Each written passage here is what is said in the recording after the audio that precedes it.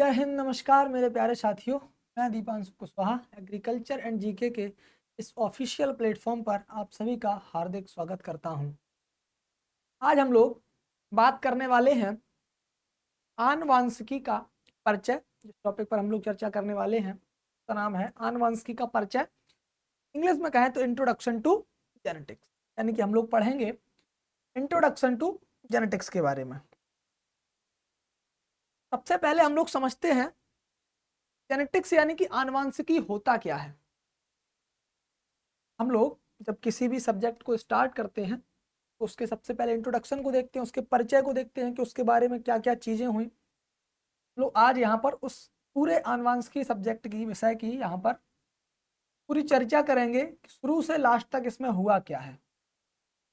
ठीक है, यदि हम लोग बात करें आनुवंशिकी की, जैसा कि आप सभी को पता है, इसे हम लोग इंग्लिश में जेनेटिक्स कहते हैं। क्या कहा जाता है इंग्लिश में? इसे जेनेटिक्स कहा जाता है। तो जेनेटिक्स जो शब्द है या आनुवंशिकी जो शब्द है वो एक ग्रीक भाषा का शब्द है। कौन सा? इसकी उत्पत्ति ग्रीक भाषा से हुई है। किस भाषा से हुई है? ग्रीक भाषा से, जीन शब्द से, ग्रीक भाषा के जीन शब्द से हुई है। जिसका मतलब क्या होता है? जिसका मतलब होता है विकसित होना। क्या होना? विकसित होना, यानी कि टू बिकम और टू ग्रो इनटू, उसी में क्या होना? विकसित होना। ये आपका क्या कहलाता है? जेनेटिक्स कहलाता है। क्या कहलाता है? जेनेटिक्स कहें या फिर हम कह सकते हैं आनुवंशिकी कहलाता है। ठीक है, हम आपको बताएं जो आपका आनुवंशिकी है सब्जेक्ट, वो कोई बहुत पुराना सब्जेक्ट नहीं है। जैसे आपका फिजिक्स हो गया, केमिस्ट्री हो गया, बायोलॉजी हो गया, बहुत पुराने सब्जेक्ट हैं उस समय से पहले। लेकिन ये जो आपका आनुवंशिकी है बहुत पुराना सब्जेक्ट नहीं है। ये जो है हम लोगों ने पढ़ना स्टार्ट किया लगभग 1900 ईस्वी से। कब से? 1900 ईस्वी से। बोले ऐसा क्यों? ऐसा इसलिए कि जब आपके जो आनुवंशिकी के पितामह कहे जाते हैं, जिनका नाम है ग्रेगार जॉन मेंडेल। क्या कहे जाते हैं? जो आनुवंशिकी के पिता कहे जाते हैं उनका नाम है ग्रेगार जॉन मेंडेल। अब देखिए, यदि हम लोग इनके बारे में थोड़ी सी बात कर लेते हैं, बिल्कुल बात क्लियर हो जाएगी आपको कि ये बहुत पुराना सब्जेक्ट क्यों नहीं है। यहां पर ये जो है आपका ग्रेगार जॉन मेंडेल के बारे में हम लोग देख लेते हैं कि इस तरीके से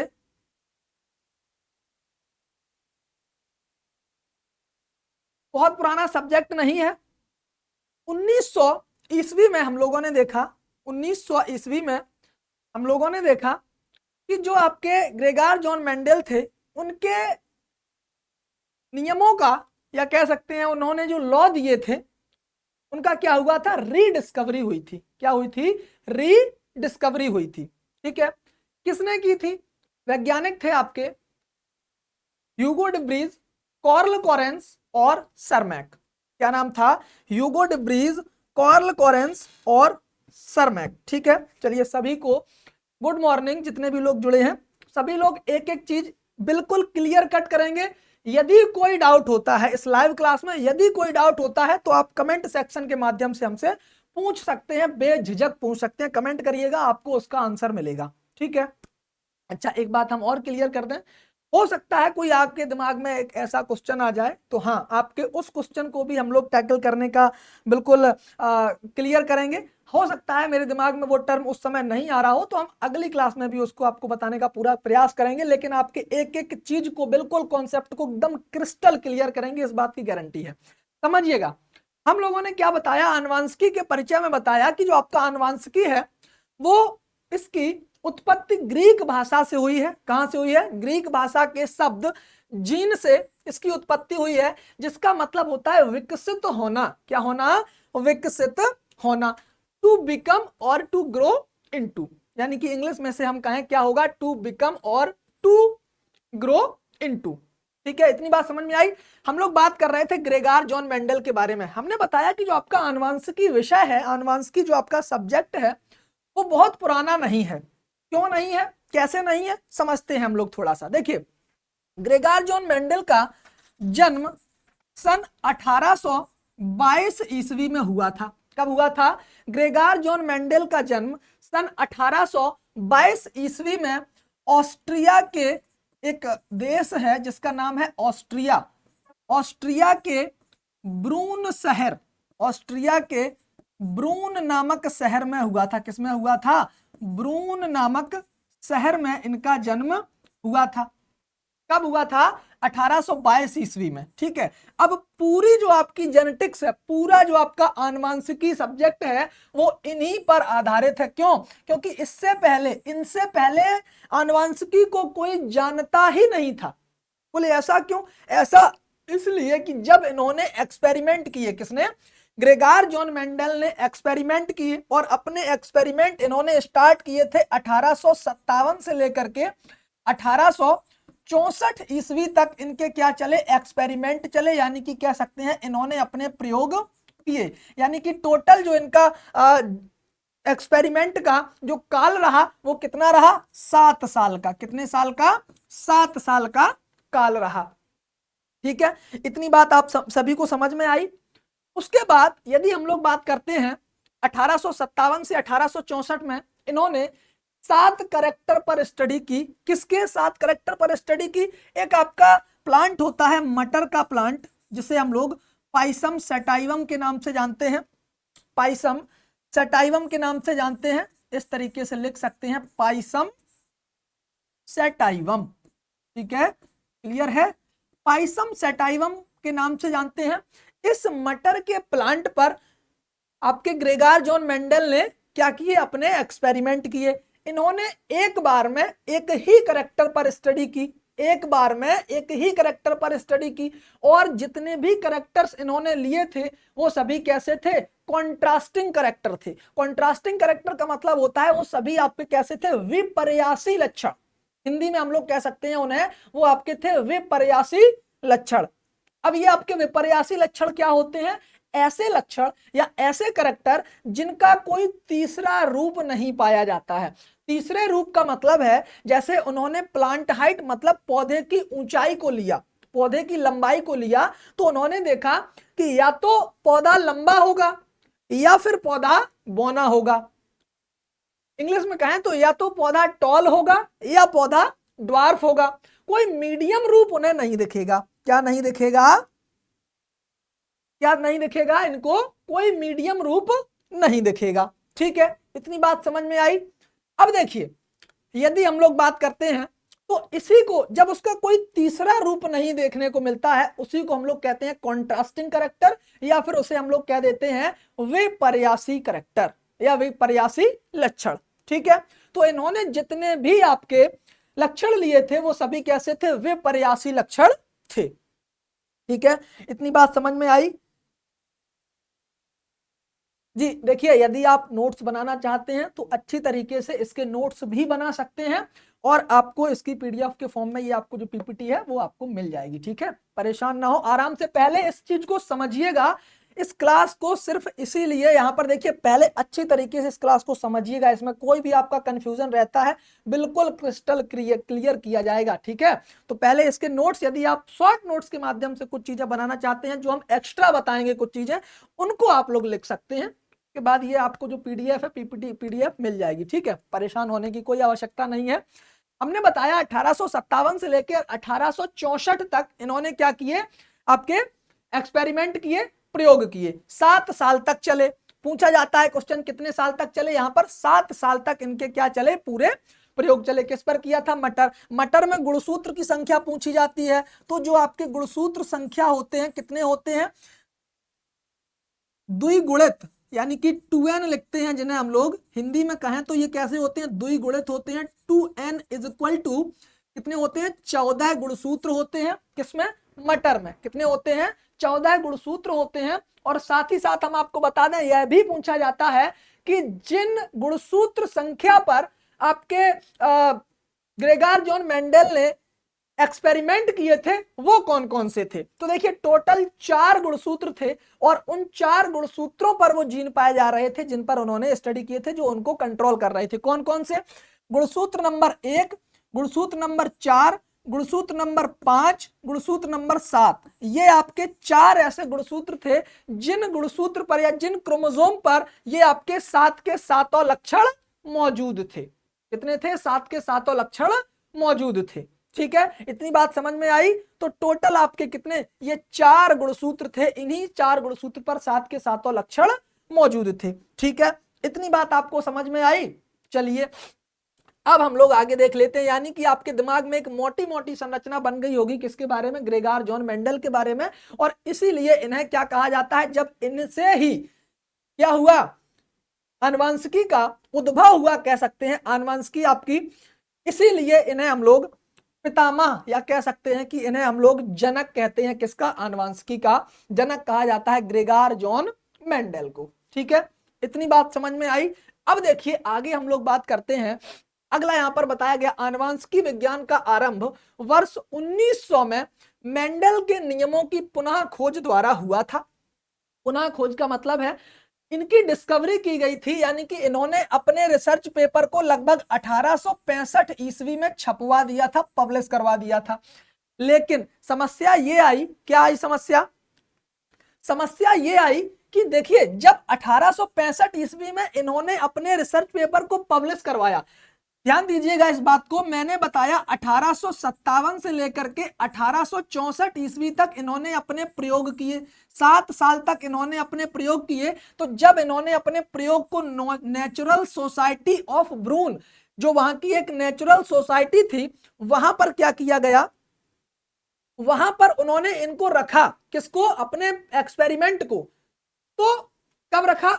1865 में। जितने भी उस सोसाइटी के मेंबर थे उन्होंने इस बात को सुना, लेकिन सबसे बड़ी समस्या ये आई कि इन्होंने अपनी रिसर्च में कुछ सांख्यिकी के सूत्रों का प्रयोग किया। तो उसमें कुछ इन्होंने सांख्यिकी के सूत्रों का प्रयोग किया, जिसके कारण हुआ क्या? जिसके कारण हुआ ये कि वहां पर बैठे जितने भी सदस्य थे उनके दिमाग से बातें ऊपर जा रही थी, उनको समझ में नहीं आ रहा था। उनका कहने का मतलब ये था कि भाई आप हमें ये बताइए, ये कैसा व्यक्ति है साइंस में, और साइंस का मतलब बायोलॉजी में, ये गणित का प्रयोग कर रहा है, मैथमेटिक्स का प्रयोग कर रहा है, ऐसा कैसे हो सकता है? तो उनके दिमाग में ये बातें चल रही थी। लेकिन ग्रेगर जॉन मेंडल अपनी बात पर अडिग थे, उन्होंने अपने पूरी रिसर्च को अच्छी तरीके से प्रदर्शित किया।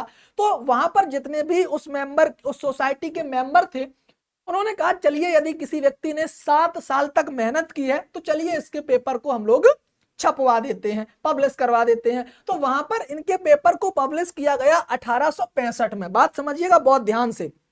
लेकिन इन्हें बहुत ज्यादा प्रचलित, यानी कि बहुत ज्यादा इनका पेपर फेमस नहीं हुआ, बहुत ज्यादा प्रचलित नहीं हुआ। क्यों? उसके भी कई अपने कारण थे। उसके कई अपने कारण ये थे कि ऐसी जगह से प्रकाशित हुआ था पेपर जो बहुत ज्यादा कैसा था,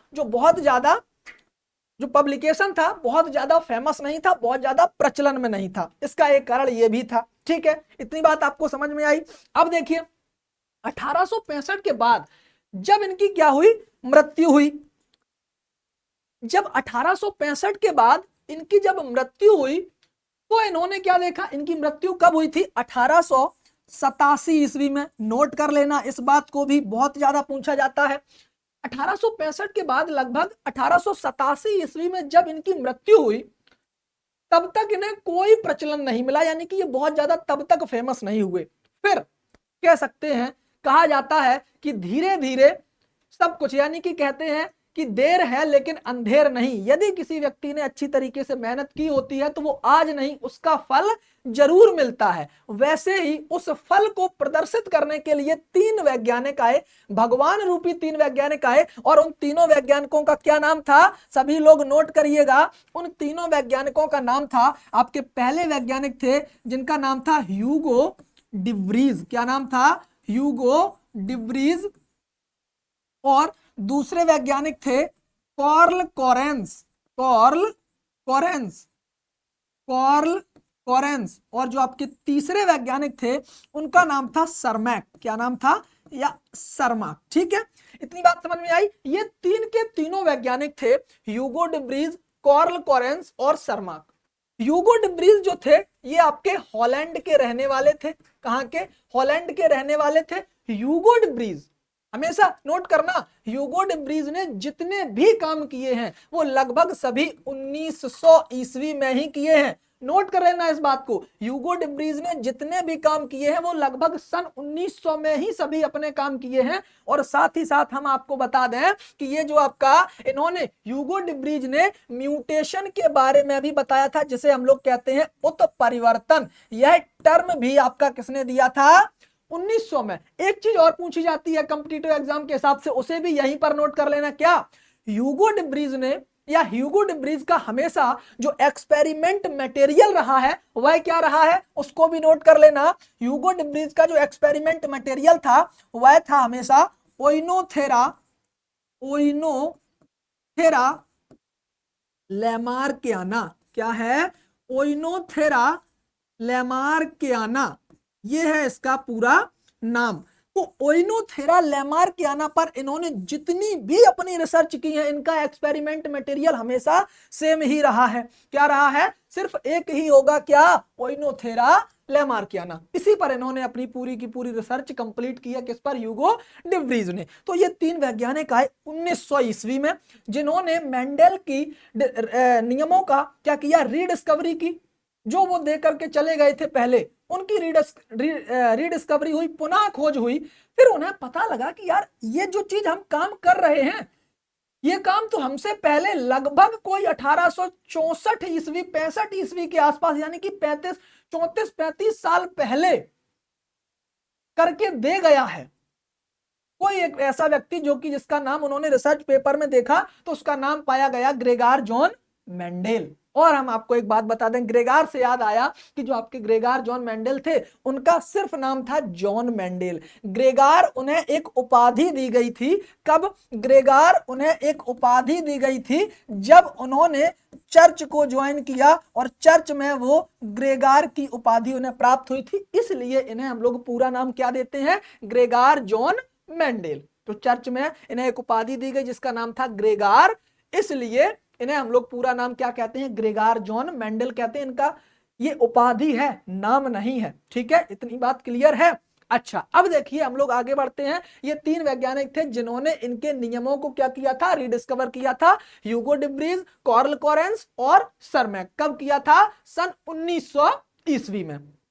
इतनी बात समझ में आई।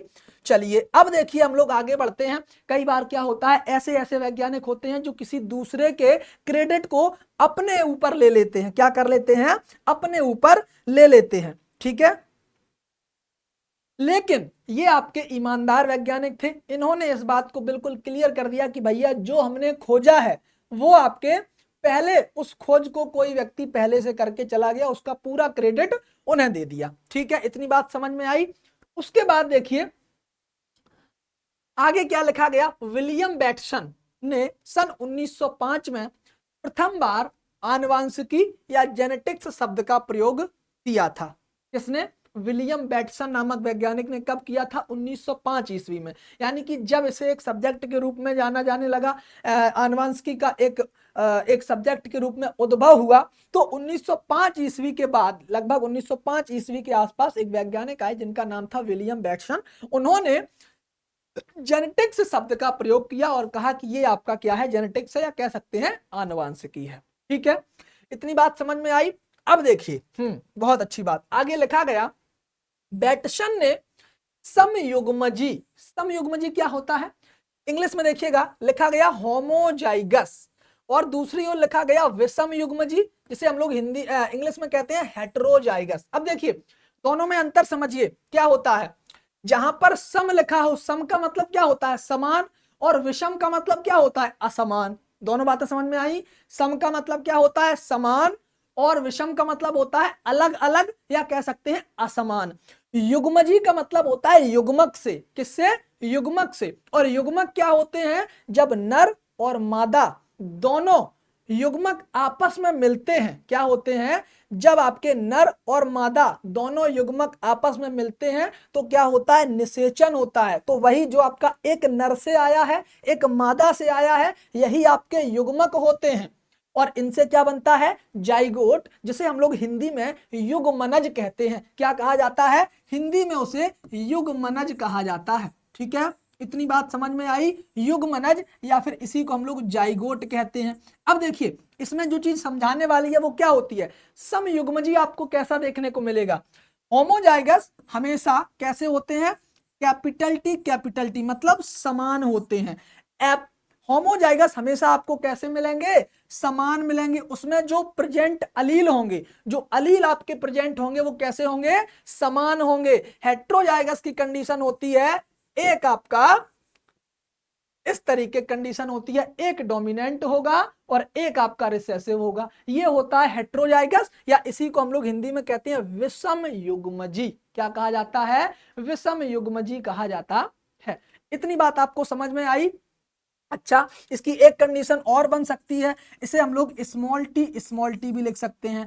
तो वो डोमिनेंट हो या रिसेसिव हो, मतलब उससे नहीं है, मतलब है किससे, दोनों के समान होने से। ठीक है, किससे है, मतलब दोनों के समान होने से। तो ये दोनों समान है, इन्हें हम लोग क्या कहेंगे, होमोजाइगस। और समान होते क्या है, यहां पर एक जीन में पाए जाने वाले दो अलील। ठीक है, अलील जब यदि समान है तो उसे हम लोग समयुग्मजी कहेंगे, और जब अलील आपके कैसे हैं, असमान है, तो उन्हें हम लोग हेट्रोजाइगस या विषम युग्मजी कहते हैं। बात समझ में आई, इतनी बात क्लियर है। चलिए अब देखिए हम लोग आगे बढ़ते हैं। यदि कोई कंफ्यूजन, कोई दिक्कत हो रही है तो प्लीज कमेंट सेक्शन में हमें बता सकते हैं, आपके उस कॉन्सेप्ट को क्लियर किया जाएगा, उस बात को।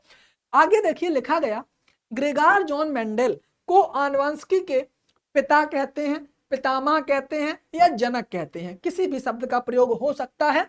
तो वो बता दिया गया ना, बाद में कहा जाए भाई हमें पिता बताया गया था, पितामह तो बताया नहीं गया, जनक बताया नहीं गया, ऐसा नहीं है। ग्रेगार जॉन मेंडल को आनुवंशिकी के पिता कहा जाता है, पितामह भी लिखा मिलेगा और कहीं कहीं पर आपको जनक भी लिखा मिलेगा। इंग्लिश में कहें तो उन्हें एक ही टर्म यूज किया जाता है, फादर। ठीक है, इतनी बात क्लियर है।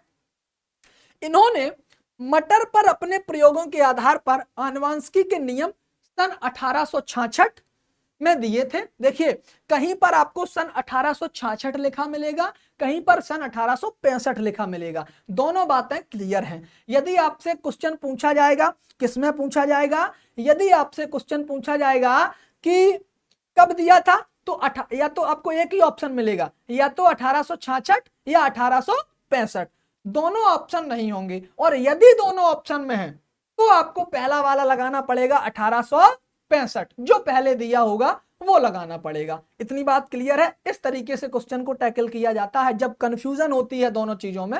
लेकिन पहली बात यह है कि एग्जामिनर इतना पागल नहीं होता है कि वो दोनों ऑप्शन को रख दे। ठीक है, 1866 या 1865 में कोई एक मिलेगा। ठीक है, जब लिटरेचर में कहीं आपका क्या होता है, जब लिटरेचर में कहीं आपका वेरिएशन देखने को मिलता है तो वो ये आपकी ऐसी प्रोसेस होती है, तो आपको एक ही ऑप्शन मिलेगा। ठीक है, उसके बाद देखिए अगला आपका क्या आता है, आनुवंशिकी जीव विज्ञान की वह शाखा है जिसके अंतर्गत आनुवंशिकी में मतलब हेरिडिटी और वेरिएशन यानी कि विविधता का अध्ययन किया जाता है। क्या किया जाता है, किसका अध्ययन करते हैं, आनुवंशिकी और विविधता का अध्ययन करते हैं। इंग्लिश में कहें तो हेरिडिटी और वेरिएशन का अध्ययन करते हैं। अब हम लोग दोनों चीजों को क्लियर कर लेते हैं कि हेरिडिटी क्या होता है और आपका वेरिएशन क्या होता है, दोनों चीजों को क्लियर करें। चलिए देखिए क्या बताया गया, एक चीज एक एक चीज बिल्कुल क्लियर कर लेते हैं। यहां पर लिखा गया, एक टर्म दिया गया हेरिडिटी, क्या दिया गया, हेरिडिटी, और दूसरा टर्म दिया गया वेरिएशन। क्या मतलब होता है दोनों का, देखिए समझिएगा, बहुत आसानी से बिल्कुल क्लियर हो जाएंगी चीजें, एक एक कॉन्सेप्ट क्लियर होगा। हेरिडिटी का मतलब होता है जब किसी प्लांट से, किससे, किसी प्लांट से, मान लीजिए हम लोगों ने पेरेंट आपने यूज किए, कोई दो प्लांट को यूज किया, ठीक है, तो कोई आपका पेरेंट है, उस पेरेंट से जो भी करेक्टर या कह सकते हैं जो भी ट्रेट या चलिए हिंदी में बताते हैं। पेरेंट का मतलब होता है हमारे पूर्वज से। किससे होता है? पूर्वज से, या माता पिता कह सकते हैं। तो पूर्वजों से जो भी लक्षण, जो भी लक्षण आपके प्रोजनी का मतलब होता है संतति। क्या होता है हिंदी में? इसे हम लोग संतति कहते हैं या फिर संतान कहा जाता है। क्या कहा जाता है? संतान। ठीक है। तो जो लक्षण पूर्वजों से संतति में दिखाई देते हैं उनका क्या होता है? ट्रांसमिशन होता है। मतलब कह सकते हैं उनका एक स्थान से, यानी कि आपके पूर्वज से और संतति में जो लक्षण स्थानांतरण होते हैं, हिंदी में कहा जाता है स्थानांतरण। तो जो पूर्वजों से जो लक्षण संतति में स्थानांतरण हुए हैं, इसी प्रोसेस को हम लोग हेरेडिटी कहते हैं। क्या कहते हैं? हेरेडिटी कहते हैं। बिल्कुल क्लियर समझ में आया? बिल्कुल क्लियर समझ में आया? तो यहां पर देखिए क्या बताया गया। यहां पर बताया यह गया कि जैसे हम लोगों ने अपने पेरेंट का यूज किया, कोई आपका एक मेल होता है जिसमें, और दूसरा आपका क्या होता है? फीमेल होता है। क्या होता है? एक मेल होता है, दूसरा फीमेल होता है। F1 में जो प्रोजनी प्राप्त होती है, F1 में पहली जनरेशन में, प्रथम जनरेशन में जो हमें प्रोजनी आपकी प्राप्त होती है, उसमें हमें आधे लक्षण, ऐसा ही तो कहा जाता है कि 50% माता से आता है और 50% पिता से आता है, यही तो बताया जाता है। तो आधे आधे लक्षण हमें देखने को मिलते हैं। जैसा कि आप लोगों ने सुना होगा, कोई कहता है कि ये व्यक्ति जो है, इनका बच्चा, इसका जो है, इसकी चाल ढाल जो है इसके पिता से मिलती है, और इसका जो चेहरा है वो इसकी माता से मिलता है। ठीक है। इसके बाल जो हैं वो इनके पिता पे गए हैं, और इसकी जो नाक है वो इसकी माता पे गई है, ऐसा कहते हुए सुना होगा। इसी चीज को तो हेरिडिटी कहते हैं। यही तो हेरिडिटी होता है। बात समझ में आई हेरिडिटी के बारे में? कि जो अपने पूर्वज से संतान में जो लक्षण स्थानांतरित तो होते हैं, उसी को हम लोग क्या कहते हैं? हेरिडिटी, या फिर आनुवंशिकी कहा जाता है। क्या कहा जाता है? आनुवंशिकी कहा जाता है। ठीक है। इतनी बात समझ में आई आपको? अब हम लोग बात कर लेते हैं वेरिएशन के बारे में, जिसे हम लोग हिंदी में विविधता कहते हैं। क्या कहते हैं? विविधता कहते हैं। ठीक है। वेरिएशन क्या होता है? चाहे हम लोग प्लांट की बात करें और चाहे हम लोग बात करें किसकी? आपके ह्यूमन की, मानव की। ठीक है। तो देखिए सभी में हमें अंतर देखने को मिलता है। भाई दुनिया में जितने भी लोग पाए जाते हैं, ठीक है, अपनी इस ग्लोब की बात कर रहे हैं, दुनिया में जितने भी लोग हैं, आपने देखा कि उनका उनका चेहरा बिल्कुल सेम मिलता है। देखिए कभी कभी चीजें एक्सेप्शन के रूप में, एक आध चीजें आपको मिल जाएंगी एक्सेप्शन के रूप में, और या फिर ये चीजें संभव होती हैं सिर्फ पिक्चरों में, मूवीज में। लेकिन सही लाइफ में, जो रियल लाइफ है, वहां पर आपको ये चीजें नहीं देखने को मिलेंगी। कहीं ना कहीं वेरिएशन देखने को आपको जरूर मिलेगा, उनमें कहीं ना कहीं हल्का सा विविधता, जिसे हम लोग कहते हैं अलगाववाद, या कह सकते हैं अलग अलग भिन्नता जरूर देखने को मिलेगी। जैसे मान लीजिए एक क्लास है, आपका जो क्लास है उसमें लगभग 30 से 50 बच्चे बैठे हुए हैं, या कह सकते हैं 100 बच्चे बैठे हुए हैं। उन 100 में, पूरे सैकड़ों बच्चों में सभी बच्चे अलग अलग होंगे। कैसे होंगे? सभी बच्चे कैसे होंगे? अलग अलग होंगे। वही आपके क्या, इसी को हम लोग कहते हैं वेरिएशन, या कह सकते हैं विविधता। तो जो उनमें डिफरेंस दिखाई दे रहा है, क्या दिखाई दे रहा है? डिफरेंस दिखाई दे रहा है, वही तो वेरिएशन होता है। क्या होता है? वही तो वेरिएशन होता है। तो इसी को हम लोग क्या कहते हैं? वेरिएशन कहते हैं। पूरी आनुवंशिकी इसी पर आधारित है, एक तो हेरिडिटी पर और दूसरी वेरिएशन पर। वेरिएशन की हमें यहां क्यों आवश्यकता पड़ी? क्योंकि हम लोग करते हैं सिलेक्शन, चयनवाद जिसे हम लोग कहते हैं, जो कि आपका किसने दिया था? डार्विन नामक वैज्ञानिक ने, चार्ल्स डार्विन नामक वैज्ञानिक ने नेचुरल थ्योरी ऑफ सिलेक्शन किसने दिया था? प्रकृतिवाद का चयन, जिसे किसने दिया था? चार्ल्स डार्विन ने दिया था। ठीक है। तो बताया गया कि ये जो आपके चार्ल्स डार्विन थे, इन्होंने अपनी इस थियरी में बताया कि जो सिलेक्शन है वो हम लोग किसके आधार पर करते हैं? वेरिएशन के आधार पर करते हैं। हमें आप लोग एक बात बताइए, यदि हम आपसे कहें, जैसे हम लोग जाते हैं कभी बाजार में, मार्केट में जाते हैं, सब्जी लेने जाते हैं, ठीक है, डेली सभी लोग दिनचर्या करने जाते हैं, सब्जी लेने जाते हैं, वहां पर देखा थैली लगी हुई है, टमाटर, आलू, भिंडी, जो भी लेना है, हम लोग क्या करते हैं, टमाटर को छांटते हैं, सिलेक्ट करते हैं, कौन कौन से जो अच्छे लगते हैं, यानी कि जो देखते हैं कि हाँ ये जो है ज्यादा समय तक चलेगा, ये अभी ज्यादा पका हुआ नहीं है, इसको हम लोग रख लेते हैं तो लगभग 2 से 4 दिन तक चल जाएगा। ये ज्यादा लाल है, ये हल्का सा दब रहा है, इसको हम लोग छोड़ देते हैं क्योंकि ये हो सकता है शाम तक या कल सुबह तक खराब हो जाए। ऐसे ही तो चयन करते हैं। अब आप हमें एक बात बताइए, यदि उनमें वेरिएशन देखने को ना मिले, यदि उनमें भिन्नता देखने को ना मिले, तो क्या हम चयन कर पाएंगे? क्या हम सिलेक्शन कर पाएंगे? नहीं कर पाएंगे, नहीं कर पाएंगे ना, सीधी सी बात है। जब चीजें समान होंगी तो फिर वहां पर वेरिएशन होगा ही नहीं, और वेरिएशन नहीं होगा तो फिर हम लोग सिलेक्शन कैसे करेंगे? और सिलेक्शन हमेशा फिनोटाइप के बेस पर किया जाता है, जो हमें दिखाई देता है, फिजिकल अपीयरेंस, किसी भी चीज का जो बाहरी रूप दिखाई देता है उसी के आधार पर तो करते हैं। ठीक है, बिल्कुल क्लियर किया, हाँ जी बिल्कुल। देखिए क्या गुप्ता वंशी, शुभम तेली जी बता रहे हैं अच्छे टमाटर को छांटते हैं, बिल्कुल सही बात है। हम लोग क्या करते हैं, अच्छे अच्छे टमाटर को छांट लेते हैं, यही तो होता है सिलेक्शन, इसी के आधार पर हम लोग करते हैं। ठीक है, बात बिल्कुल क्लियर समझ में आई। तो ये होता है आपका वेरिएशन। दोनों चीजें समझ में आई क्या? एक तो हेरिडिटी और दूसरी वेरिएशन, और वो बहुत जरूरी है। अब हम लोग देखिए आगे बढ़ते हैं, और आगे क्या लिखा गया उस बात पर फोकस कर लेते हैं। देखिए क्या लिखा गया, हेरिडिटी और वेरिएशन का अध्ययन किया जाता है, जिसमें हेरिडिटी के बारे में बताया गया कि जनकों से संतान में गुणों का संचरण या फिर स्थानांतरण होना ही आनुवंशिकी कहलाता है। क्या कहलाता है? उनका आनुवंशिकी कहलाता है। अब देखिए यहां पर क्या बताया गया, ये देखिए हेरिडिटी के बारे में बताया गया है कि हेरिडिटी क्या होता है। ये आपका एक पेरेंट ये है और एक पेरेंट ये है, यानी कि पेरेंट 1 और पेरेंट 2, इन दोनों का क्रॉस हुआ, हमें यहां पर एक संतति प्राप्त हुई। क्या हुई? एक संतति प्राप्त हुई। ठीक है, इतनी बात समझ में आई।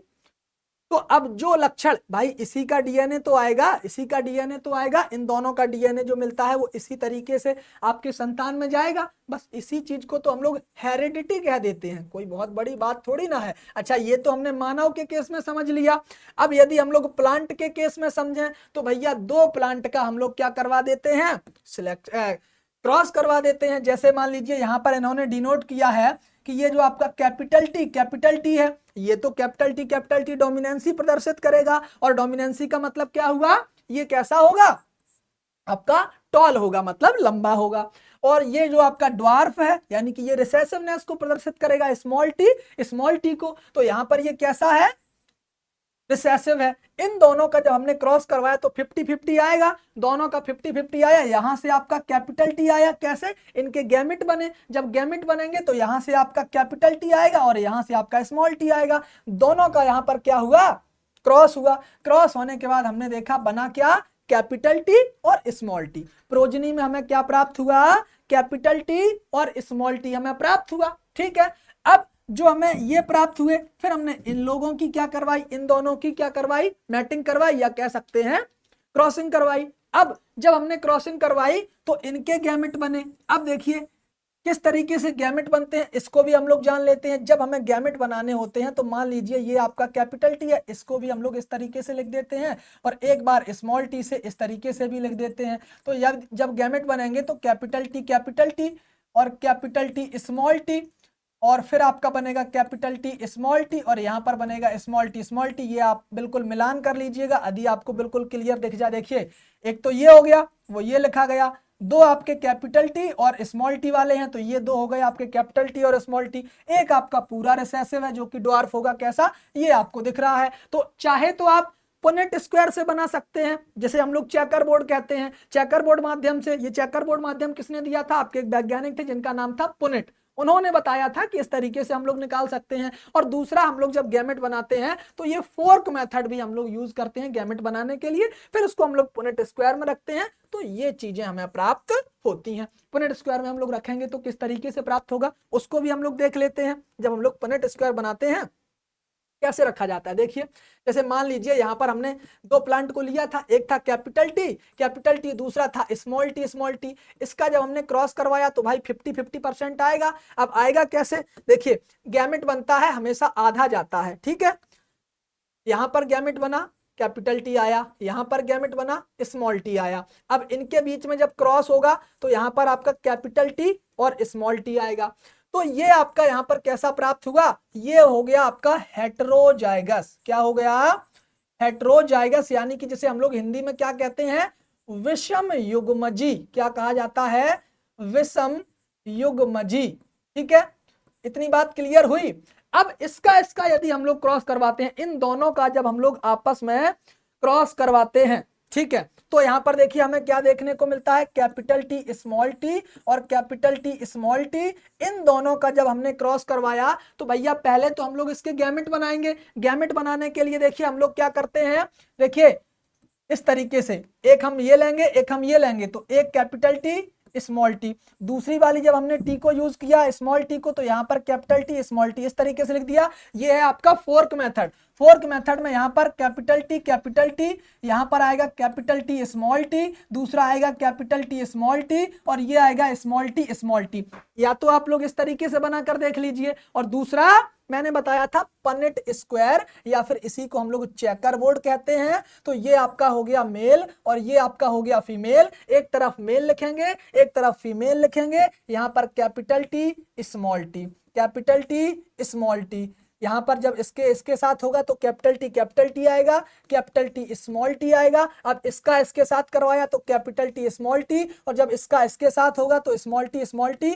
चारों को मिला लीजिए, आपकी बातें बराबर समान आएंगी। देखिए कैपिटल टी ये मिला, पेन को चेंज करते हैं, माहौल रंगीन बनाते हैं। ये देखिए कैपिटल टी, यहां पर ये दो देखिए आपको मिले हैं, कैसे, कैपिटल टी स्मॉल टी, ये दो मिल गए। उसके बाद रिसेसिव में हमें स्मॉल टी ये मिला है।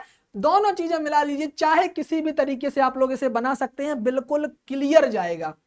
ठीक है, ये चीजें आपको सीखनी पड़ेंगी, थोड़ा सा प्रैक्टिस करना होगा, अच्छी तरीके से आपको ये चीजें बिल्कुल समझ में आ जाएंगी। अब यदि आपको कोई दिक्कत हो तो आप लोग हमसे पूछ सकते हैं। यहां पर जो हमें प्रोजनी मिलेगी, फिर समझिएगा, यहां पर जो हमें प्रोजनी मिलेगी वो कैसी होगी, एक तो आपकी टॉल होगी, यानी कि एक पौधा हमें लंबा प्राप्त होगा। ठीक है, बिल्कुल क्लियर, समझ में आया। फिनोटिपिक इफेक्ट की बात कर रहे हैं तो एक पौधा लंबा हो गया। दूसरा देखिए, दूसरा कैसा होगा, ये दोनों भी लंबे ही होंगे। क्यों, क्योंकि जो रिसेसिवनेस है वो अपने आप को दबा लेगा, डोमिनेंसी प्रदर्शित करेगा, तो ये भी आपका कैसा होगा, लंबा होगा। लेकिन ये पौधा आपका कैसा होगा, बौना होगा, क्योंकि यहां पर जो आपका डोमिनेंसी प्रदर्शित करने के लिए जो आपका जीन है वो यहां पर मौजूद नहीं है। ठीक है, तो यहां पर यदि हम लोग बात करते हैं तो 3 आपके लंबे पौधे होंगे और एक पौधा आपका कैसा होगा, बौना होगा। तो यहां पर जो आपका फिनोटिपिक इफेक्ट है वो हमें 3:1 के अनुपात में देखने को मिलता है। इतनी बात आपको समझ में आई, बिल्कुल क्लियर हुई। इस तरीके से ये हमें चीजें देखने को मिलती हैं, यही आपका क्या कहलाता है, आनुवंशिकी कहलाता है। ठीक है, अब देखिए आगे यहां पर क्या बताया गया, यही चीजें हमने बताई, और देखिए यहां पर वही चीजें बनाई गई हैं, जीनोटाइप और फिनोटाइप यहां पर लिखे गए हैं। 3 पौधे तो हमें कैसे प्राप्त हुए, 3 पौधे प्राप्त हुए हमें लंबे, और एक पौधा ये देखिए बना हुआ है, कैसा है, ड्वार्फ है, यानी कि बौना है। बिल्कुल क्लियर हुआ। चलिए अब देखिए हम लोग आगे बढ़ते हैं, कमेंट सेक्शन में बताइएगा यदि बात बिल्कुल क्लियर हुई हो तो। देखिए आगे बढ़ते हैं, आगे बताया गया विविधता या वेरिएशन के बारे में, मतलब भिन्नता, डिफरेंस, जिसके द्वारा हर व्यक्ति का व्यक्तित्व भिन्न पहचाना जाता है या अलग अलग होता है, हम आपको बता चुके हैं। ठीक है, बिल्कुल क्लियर है इतनी बात। चलिए अब देखिए आगे बढ़ते हैं। विविधताएं मुख्यतः 2 प्रकार की होती हैं। बिल्कुल, हम आपको जो भी इंपॉर्टेंट क्वेश्चन होंगे आपको लाइव क्लास में यहीं पर बताते चलेंगे, और इंपॉर्टेंट लगाते चलना, जहां से क्वेश्चन पूछे जाते हैं और जो पूछे गए हैं वो हम आपको बताते चलेंगे, वहां पर इंपॉर्टेंट आप लोग लगाते रहना। ठीक है, विविधताएं मुख्यतः 2 प्रकार की होती हैं। बताया गया कौन कौन सी, पहली बताई गई आपकी हेरिडिटी और दूसरी बताई गई एनवायरमेंटल। ठीक है, हेरिडिटी का मतलब होता है कि ऐसी विविधताएं या ऐसे लक्षण जो क्या होते हैं, आपके पेरेंट से प्रोजनी में जाते हैं या आपके जनक से संतान में जाते हैं, वो तो होती है हेरिडिटरी वेरिएशन। जो वेरिएशन हमें देखने को मिलती है, यानी कि जो चीजें हमें अपने पिता में देखने को मिल रही हैं वही हमें अपने बच्चों में देखने को मिल रही हैं, ये होता है उसके बच्चों में देखने को मिल रही है, ये तो होती है हेरिडिटरी, जो साथ साथ चलती है, ठीक है, वो तो होती है हेरिडिटरी। इन्वायरमेंटल वेरिएशन ऐसी वेरिएशन होती है जो एक पीढ़ी में तो शो होगी किसी इन्वायरमेंट के द्वारा, इन्वायरमेंट फैक्टर के द्वारा, जैसे हो सकता है वहां पर वो पौधा रेनफॉल से अफेक्टेड हो सकता है वो पौधा एल्कलाइनिटी से अफेक्टेड हो सकता है वहां पर जो सॉइल है वो सैलाइन हो, इस कंडीशन से अफेक्टेड हो सकता है उस पर ड्रॉट का असर हो सकता है उसमें पानी एक्सेस मात्रा में हो गया हो, ठीक है, जिसे हम लोग इरिगेशन कहते हैं, एक्सेस मात्रा में इरिगेशन, जिससे पौधा मर जाता है, ये करेक्टर देखने को मिल सकते हैं।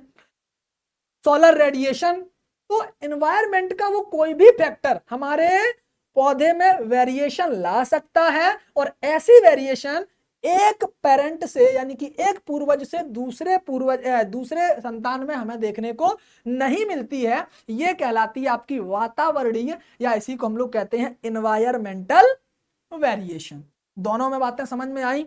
अब देखिए क्या लिखा गया, समझिएगा, आनुवंशिक विभिन्नताएं पीढ़ी दर पीढ़ी माता पिता से संतान में स्थानांतरित होती रहती हैं। यही बात तो हमने आपको बताई कि आनुवंशिक विभिन्नताएं वह विभिन्नताएं होती हैं जो माता पिता से अगली पीढ़ी में जाती हैं, ठीक है, जबकि वातावरणीय विभिन्नताएं अस्थायी विभिन्नताएं होती हैं।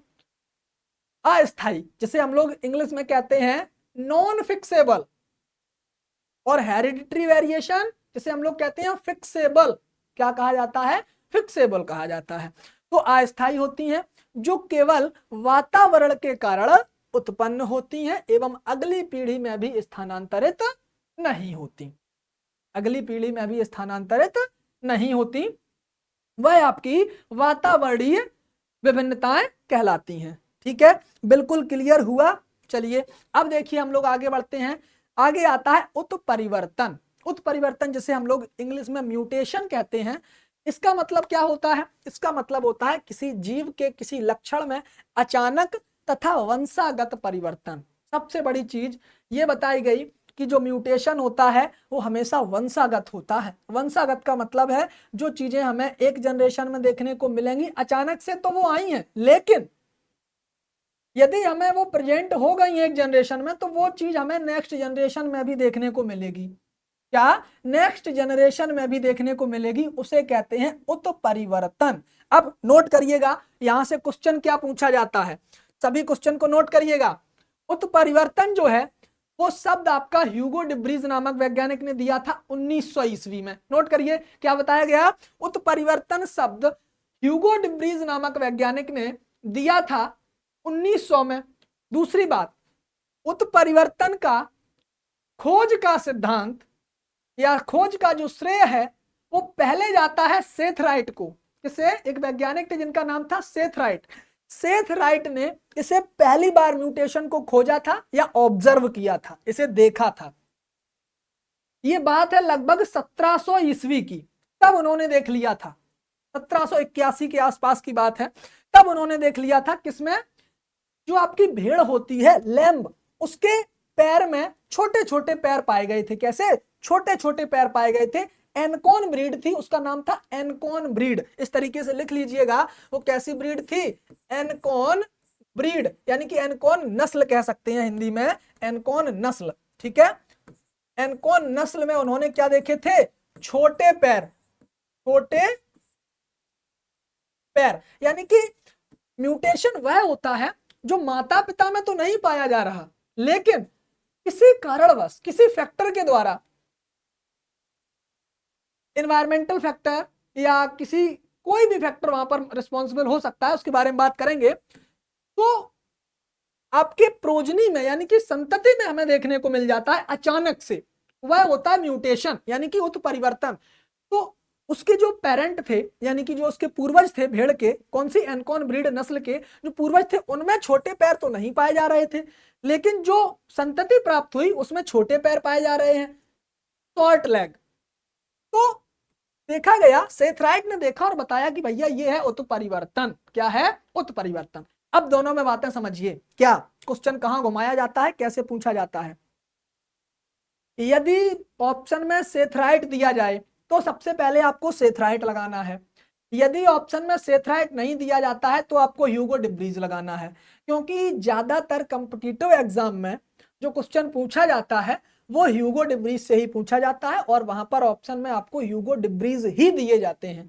तो म्यूटेशन की यदि उत्परिवर्तन की बात आती है तो आपका आंसर, यदि ह्यूगो डिब्रीज दिया है ऑप्शन में, तो ह्यूगो डिब्रीज को ही लगाना है। ठीक है, इतनी बात आपको समझ में आई। कब दिया था? 1900 ईस्वी में। क्लियर हुआ? अच्छा, अब देखिए, उसके बाद फिर आपके कई वैज्ञानिकों ने इस पर म्यूटेशन पर काम किया। हाँ जी बिल्कुल, छोटे छोटे पैर देखे गए। कई वैज्ञानिकों ने काम किया, जैसे आपके एक ऑरबैक एंड रॉबसन नामक वैज्ञानिक थे। उसके बाद स्टैडलर, एक मुलर नामक वैज्ञानिक आए, स्टैडलर नामक वैज्ञानिक आए। इन्होंने क्या किया? एक्सरे का प्रयोग किया। एक्सरेज को डाला, और एक्सरेज को डालने के बाद इन्होंने देखा कि भाई इससे भी म्यूटेशन हो सकता है, इससे भी उत्परिवर्तन हो सकता है। तो एक्सरे का प्रभाव भी इन्होंने उत्परिवर्तन में देखा, जिसके लिए स्टेडलर नामक वैज्ञानिक को नोबेल पुरस्कार से सम्मानित भी किया गया। किससे? नोबेल पुरस्कार से सम्मानित भी किया गया। ठीक है, इतनी बात समझ में आई। उत्परिवर्तन शब्द का सर्वप्रथम प्रयोग ह्यूगो डिब्रीज ने सन 1900 में किया था। ठीक है, बताया गया कि उत्परिवर्तन जो शब्द है उसका प्रयोग सर्वप्रथम किस व्यक्ति ने किया था? ह्यूगो डिब्रीज नामक वैज्ञानिक ने सन 1900 ईस्वी में किया था। इतनी बातें समझ में आई। चलिए, अब देखिए, बताया गया आनुवंशिकता की पूर्व मेंडेलियन अवधारणा, यानी कि जिसे हम लोग इंग्लिश में कहते हैं pre Mendelian concept of heredity. इनके बारे में हम लोग बात कर लेते हैं कि भाई प्री मेंडेलियन का मतलब होता है कि मेंडल से पहले हम लोग जो काम कर रहे थे, हम लोग का मतलब है जो हमारे पूर्वज ही होंगे, मतलब जो भी साइंटिस्ट थे, उन्होंने जो काम किए, क्या क्या उन्होंने थियरी दी, कौन से सिद्धांत पर उन्होंने काम किया, कौन कौन से सिद्धांत दिए, आपकी परीक्षा में पूछे जाते हैं, उन पर हम लोग बात करेंगे। देखिए, आनुवंशिकता की पूर्व मेंडेलियन अवधारणा, यानी कि मेंडल से पहले का मतलब है 1822 से पहले की बातें हम लोग करेंगे। कब की बातें? 1822 से पहले की। देखिए, पहला बताया गया एपिजेनेसिस का सिद्धांत। बोले एपिजेनेसिस का सिद्धांत क्या होता है? समझिए, इसे हम लोग हिंदी में कहते हैं अनुजननवाद। क्या? अनुजननवाद का सिद्धांत आपके एक वैज्ञानिक थे जिनका नाम था वुल्फ, के एफ वुल्फ नामक वैज्ञानिक ने 1738 से 94 तक इन्होंने ये दिया था। और इस सिद्धांत में क्या कहा, समझिए इस बात को। इन्होंने अपने सिद्धांत में बताया, वुल्फ नामक वैज्ञानिक ने अपने सिद्धांत में बताया कि एक अंडाणु होता है, एक शुक्राणु होता है। ठीक है, एक अंडाणु होता है, एक शुक्राणु होता है। दोनों आपस में क्या करते हैं? एक अविभाजित कोशिकाएं हैं। कैसी कोशिकाएं हैं आपकी? किसमें है? एफ वुल्फ ने बताया कि एक अंडाणु है, एक शुक्राणु है। दोनों आपके कैसे होते हैं? एक अविभाजित कोशिकाएं हैं, जो कि युग्मनज में, किसमें? युग्मनज का मतलब होता है जाइगोट, जो मेल और फीमेल से दोनों गैमेट आते हैं, उन गैमेट का जहां पर फ्यूजन होता है, कहां? जहां पर फ्यूजन होता है उसी को हम लोग क्या कहते हैं? युग्मनज। जो बनता है, जो प्रोडक्ट बनता है, उसी को हम लोग जाइगोट या फिर हिंदी में युग्मनज कहते हैं। तो वो युग्मनज में निषेचन के बाद ही विभिन्न अंगों में विभेदन होता है। इन्होंने बताया कि एक अंडाणु होता है, एक शुक्राणु होता है, दोनों अविभाजित होते हैं, अविभाजित कोशिकाएं होती हैं। उसके बाद ये क्या करते हैं? निषेचन करते हैं। निषेचन के बाद युग्मनज बनता है, और युग्मनज के बनने से ही क्या होता है? आपके आगे विभिन्न अंगों का निर्माण होता है। क्या होता है? विभिन्न अंगों का निर्माण होता है। और इस बात को बताया था आपके के एफ वुल्फ नामक वैज्ञानिक ने। किसने बताया था? के एफ वुल्फ नामक वैज्ञानिक ने बताया था। ठीक है, क्लियर हुई इतनी बात? क्या पूछ रहे हैं गुप्ता वंशी शुभम तेली जी कि सर हम लोग में एक्सरे से म्यूटेशन कहाँ होता है? देखिए, हम लोगों में नहीं, उन्होंने प्रयोग किया था प्लांट में। कहाँ पर? प्लांट में उन्होंने प्रयोग किया था उस पर, तो उसकी बात की गई है। ठीक है, क्लियर है? अब देखिए अगला जो आपका आता है उसका नाम है इनहेरिटेंस ऑफ एक्वायर्ड कैरेक्टर, जिसे हम लोग कहते हैं उपार्जित लक्षणों की वंशागतिवाद। क्या कहा जाता है? उपार्जित लक्षणों की वंशागतिवाद। इनहेरिटेंस ऑफ एक्वायर्ड कैरेक्टर बताया गया फ्रांसीसी वैज्ञानिक जिनका नाम था लेमार्क। लेमार्क ने 1744 से 1829 तक इनका जन्म से लेकर मृत्यु तक का जो इनका पूरा कार्यकाल है वो दिया गया। तो लेमार्क नामक वैज्ञानिक ने बताया इस थियरी में, इनहेरिटेंस ऑफ एक्वायर्ड कैरेक्टर में इन्होंने बताया, सिद्धांत में बताया, क्या बताया कि जन्म लेने के बाद जो हम सीखते हैं, जन्म लेने के बाद जो हम सीखते हैं वो भी आगे अगली पीढ़ी में ट्रांसफर होता है। कहने का मतलब ये हुआ कि जैसे हम लोगों ने जन्म लिया, जन्म लेने के बाद जैसे समझ लीजिए कि हम लोग एक्सरसाइज करते हैं, अपने शरीर का डेवलपमेंट करते हैं, जो हम सीखते हैं वो भी अगली पीढ़ी में क्या होता है? ट्रांसफर होता है। ये बात आपकी किसने बताई थी? लेमार्क नामक वैज्ञानिक ने इनहेरिटेंस ऑफ एक्वायर्ड कैरेक्टर में बताई थी। किसमें बताई थी? इनहेरिटेंस ऑफ एक्वायर्ड कैरेक्टर में इस बात को बताया गया था। ठीक है, इतनी बात क्लियर हुई। अब देखिए आगे क्या बताया गया, अगली थियरी क्या बताई गई? डार्विन का पेंजीनवाद, या फिर हम लोग इसी को कहते हैं डार्विन की थ्योरी ऑफ पेंजेनेसिस, या कह सकते हैं पेंजेनेसिस थ्योरी ऑफ डार्विन। अच्छा, पेंजेनेसिस में इन्होंने क्या बताया था? पेंजेनोसिस में इन्होंने एक टर्म का यूज किया जिसका नाम था जेम्यूल्स। क्या नाम था? इसका नाम था जेम्यूल्स। ये जेम्यूल्स आपके क्या होते हैं? जो आपके जेम्यूल्स होते हैं वो कह सकते हैं सर्कुलेटेड यूनिट होती है किसमें? ब्लड में। किसमें? सर्कुलेटरी, यानी कि कह सकते हैं कि जो आपका रक्त होता है उस रक्त में जो बहने वाली, जो लगातार बहती रहती हैं, जो यूनिट कह सकते हैं उसमें छोटे छोटे टुकड़े होते हैं, वो कोई भी आपका टुकड़ा हो सकता है, वो लगातार हमारे ब्लड में क्या करता है? प्रवाहित करता है, बहता है। तो वो जो आपके बहने की जो उसमें छोटी छोटी यूनिट होती हैं उनका ट्रांसफर होता है। जैसे इन्होंने क्या बताया कि जो आपके जेम्यूल्स हैं वो ट्रांसफर होते हैं, एक तो आपका आता है मेल से और दूसरा आता है फीमेल से। तो ये जो ब्लड में सर्कुलेट कर रहे होते हैं, संचरण कर रहे होते हैं, बह रहे होते हैं, वो एक तो मेल में जाता है, और मेल के किस भाग में जाता है? शुक्राणु वाले भाग में, जहां पर शुक्राणु पाए जाते हैं। ठीक है, जिसे हम लोग कहते हैं इंग्लिश में टेस्टिस। क्या कहा जाता है? टेस्टिस। हिंदी में कहा जाता है वृषण। उस वृषण से, और फीमेल में आपके क्या कह सकते हैं, आपका होता है अंडाणु या एग सेल। अंडाणु या एग सेल उसमें जाते हैं। तो एक जेम्यूल जाता है जो सर्कुलेटरी यूनिट होती है मेल से, तो मेल में जाते हैं, और मेल से ये आपके कहां पर? अपनी प्रोजनी में पहुंचते हैं।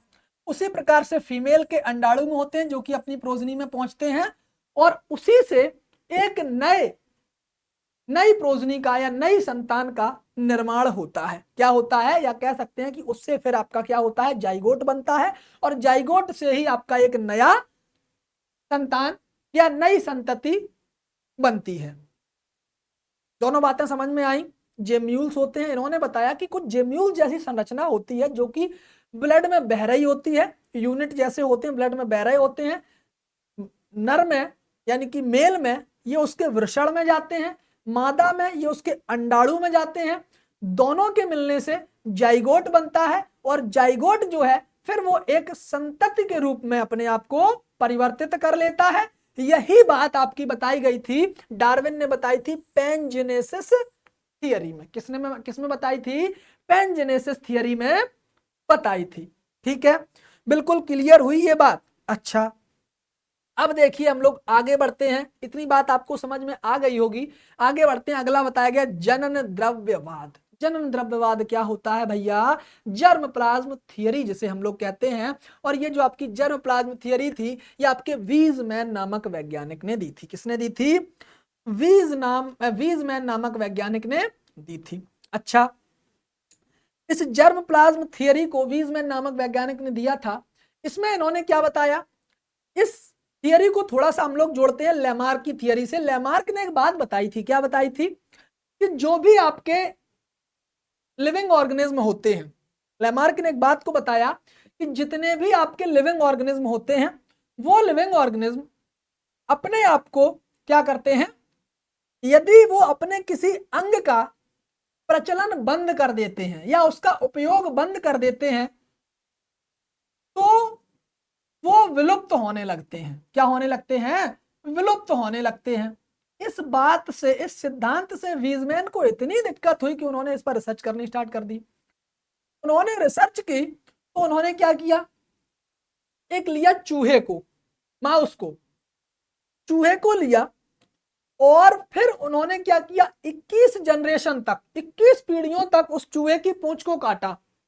बोले अगर ऐसी बात है तो भैया ये जो है पूंछ को यदि हम इसकी काट देंगे तो 21 जनरेशन तक, ऐसा कहा जाता है कि यदि हमें किसी आदत को बनाना है तो लगभग हम 21 दिन तक उस आदत को लगातार करें तो वह आदत हमारी बन जाती है।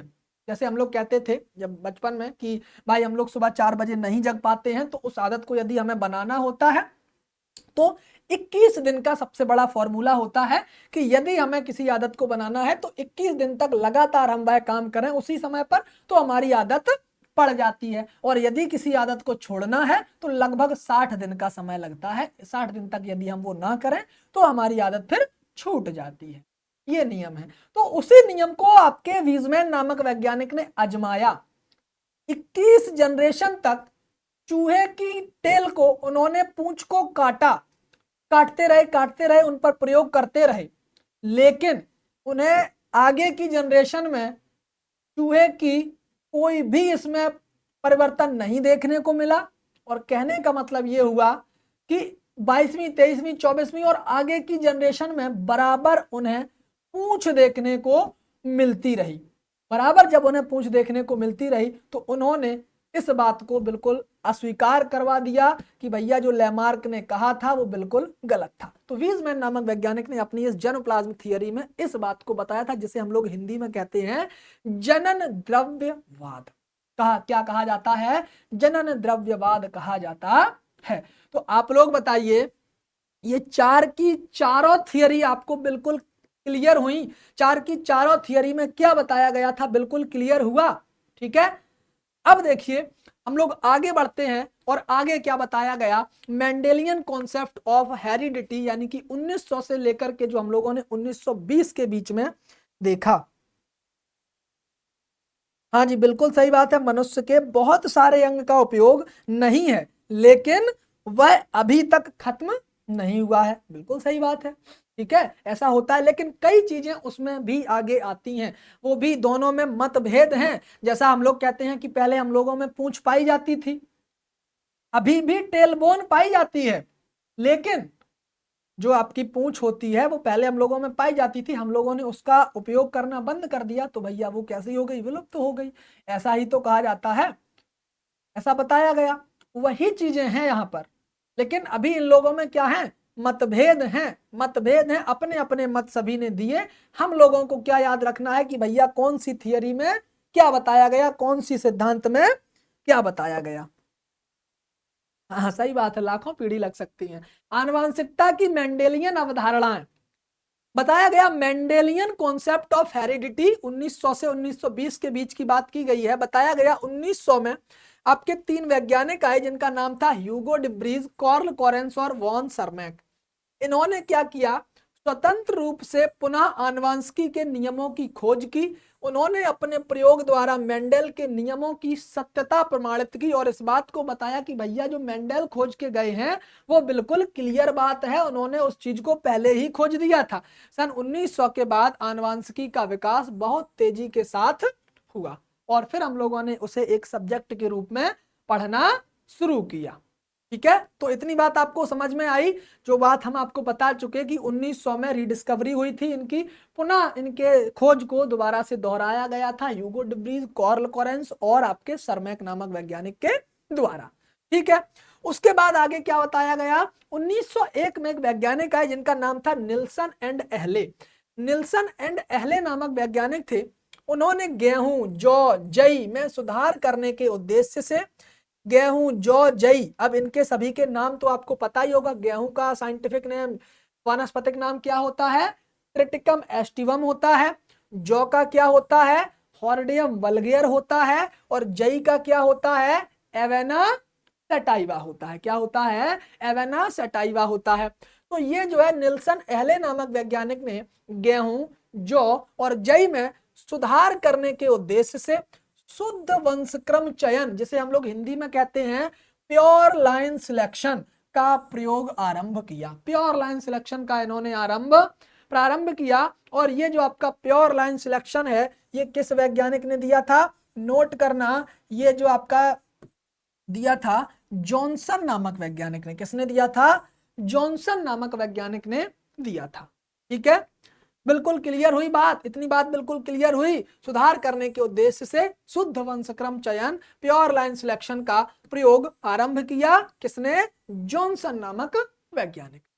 ठीक है, उसके बाद देखिए आगे क्या बताया गया। 1902 में विलियम बैटसन एंड पुनेट, ये वही पुनेट हैं जिन्होंने उस चेकर बोर्ड को दिया था। किसे दिया था? चेकर बोर्ड को, या पुनेट स्क्वायर जिसे हम लोग कहते हैं। अभी हम लोगों ने बना करके जो पीढ़ियां बनाई थी, गैमेट बनाए थे, उसी तरीके से विलियम बैटसन और पुनेट ने फूलों वाली मटर, जिसे हम लोग कहते हैं लेथाइरस, लेथाइरस अफाका, तो लेथाइरस में कुछ लक्षणों के बीच सहवर्ती मतलब लिंक्ड अवस्था देखी थी। कैसी? कुछ लक्षणों के बीच में लिंकेज देखा उन्होंने, लिंक्ड देखा, लिंकेज देखा। और लिंकेज को आपके किसने, जिसे हम लोग सहलग्नता कहते हैं, किसने दिया था? मॉर्गन नामक वैज्ञानिक ने दिया था। आगे हम लोग बात करेंगे। बैटसन नामक वैज्ञानिक आए 1905 में। बैटसन नामक वैज्ञानिक ने आनुवांशिकी, जिसे हम लोग जेनेटिक्स कहते हैं, आनुवांशिकी समयुग्मजी, जिसे हम लोग होमोजाइगस, विषम युग्मजी मतलब हेट्रोजाइगस, तथा एलिलोमॉर्फ, एलिलोमॉर्फ और F1 तथा F2 शब्द दिए, तथा कारकों की अन्योन्य क्रियाओं के लिए कारक परिकल्पना यानी कि फैक्टर हाइपोथेसिस प्रस्तावित की। तो नोट करना, बैटसन ने कौन कौन से टर्म दिए थे?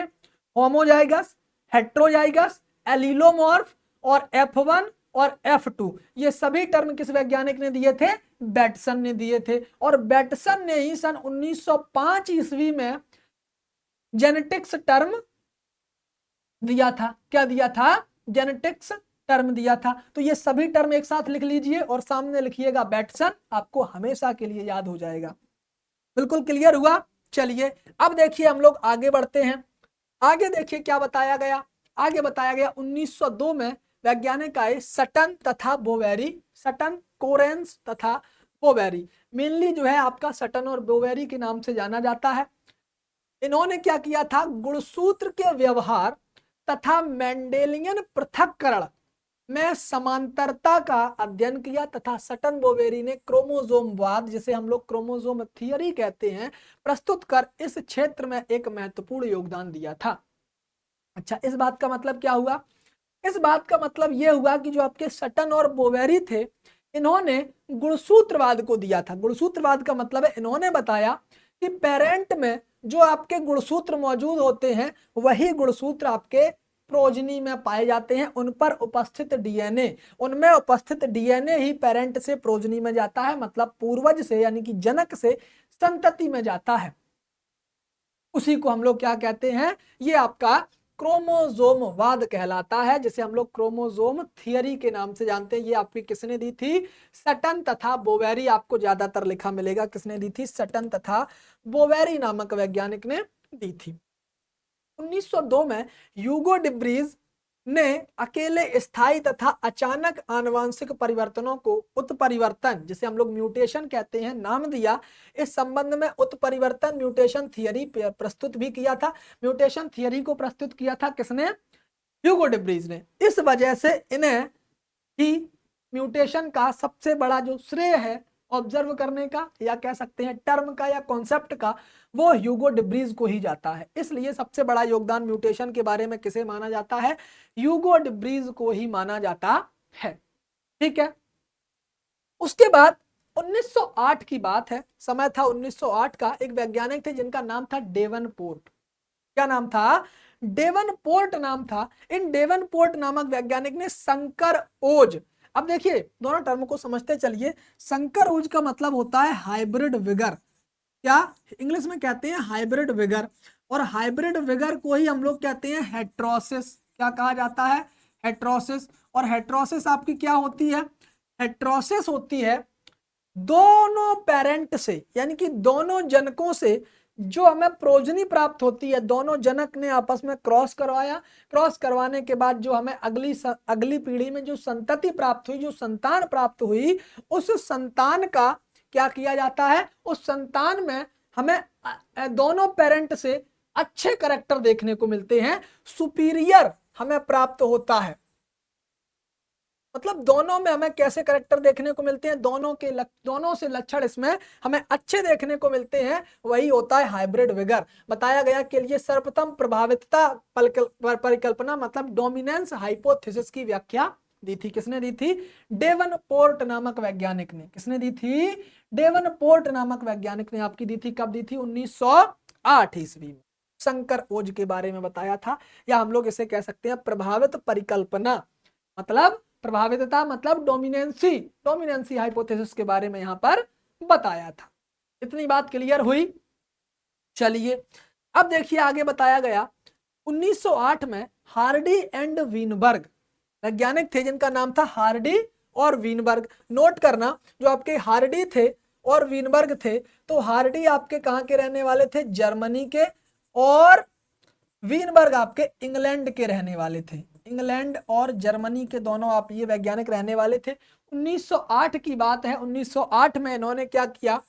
समष्टि आनुवंशिकी, जिसे हम लोग पॉपुलेशन जेनेटिक्स कहते हैं, और हार्डी एंड वीनबर्ग को ही पॉपुलेशन जेनेटिक्स के जनक कहा जाता है। क्या कहा जाता है? पॉपुलेशन जेनेटिक्स यानी कि समष्टि आनुवंशिकी का जनक कहा जाता है। तो पॉपुलेशन जेनेटिक्स की आधारशिला रखी तथा समष्टियों के संतुलन का नियम यानी कि law of equilibrium of population दिया था, जिसे हार्डी एवं वीनबर्ग नियम या फिर लॉ ऑफ हार्डी वीनबर्ग के नाम से जाना जाता है, जिसमें इन्होंने बताया था P plus Q is equal to 1। P plus Q बराबर क्या होता है? 1 होता है। आपके हार्डी और वीनबर्ग नामक वैज्ञानिक ने बताया था। और इसमें इन्होंने 3-4 चीजें और बताई थी कि जो यह नियम है, इस नियम को सिर्फ 4 फैक्टर ही अफेक्ट करते हैं, और वो 4 फैक्टर कौन कौन से होते हैं? यदि उसमें म्यूटेशन ना हो, यदि उसमें माइग्रेशन ना हो, यदि उसमें चयन मतलब सिलेक्शन ना हो, और या फिर उसमें रैंडम ड्रिफ्ट या उसी को हम लोग कहते हैं जेनेटिक ड्रिफ्ट ना हो। ये 4 फैक्टर ही होते हैं जो कि इसको क्या करते हैं? अफेक्ट करते हैं। ये बात हो गई आपकी हार्डी और वीनबर्ग की 1908 की बातें हैं। उसके बाद आपकी आगे बात करते हैं 1909 की। तो 1909 में जेनसन नामक वैज्ञानिक ने क्याज़मेटा की उत्पत्ति एवं व्यवहार का अध्ययन किया। बोले क्याज़मेटा की बात आई तो बोले क्याज़मेटा क्या होता है? चलिए समझ लेते हैं क्याज़मेटा के बारे में। क्याज़मेटा आपका क्या होता है? देखिए यहाँ पर आपका जो ये आपको जो दिखाई गई संरचना है, समझिएगा। पहले तो इससे पहले आप लोग जानिए कि क्रोमोसोम क्या होता है। क्याज़मेटा को समझने से पहले आई होप कि आपको क्लियर दिख रहा होगा।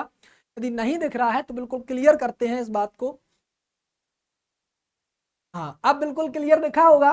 देखिए समझिएगा, जो आपका क्रोमोसोम होता है, क्रोमोसोम को हम लोग इस तरीके से देखिए, इस तरीके से देखते हैं। ये आपका एक क्रोमोसोम है, बीच वाला जो पोर्शन होता है सेंटर वाला, इसे हम लोग सेंट्रोमियर कहते हैं।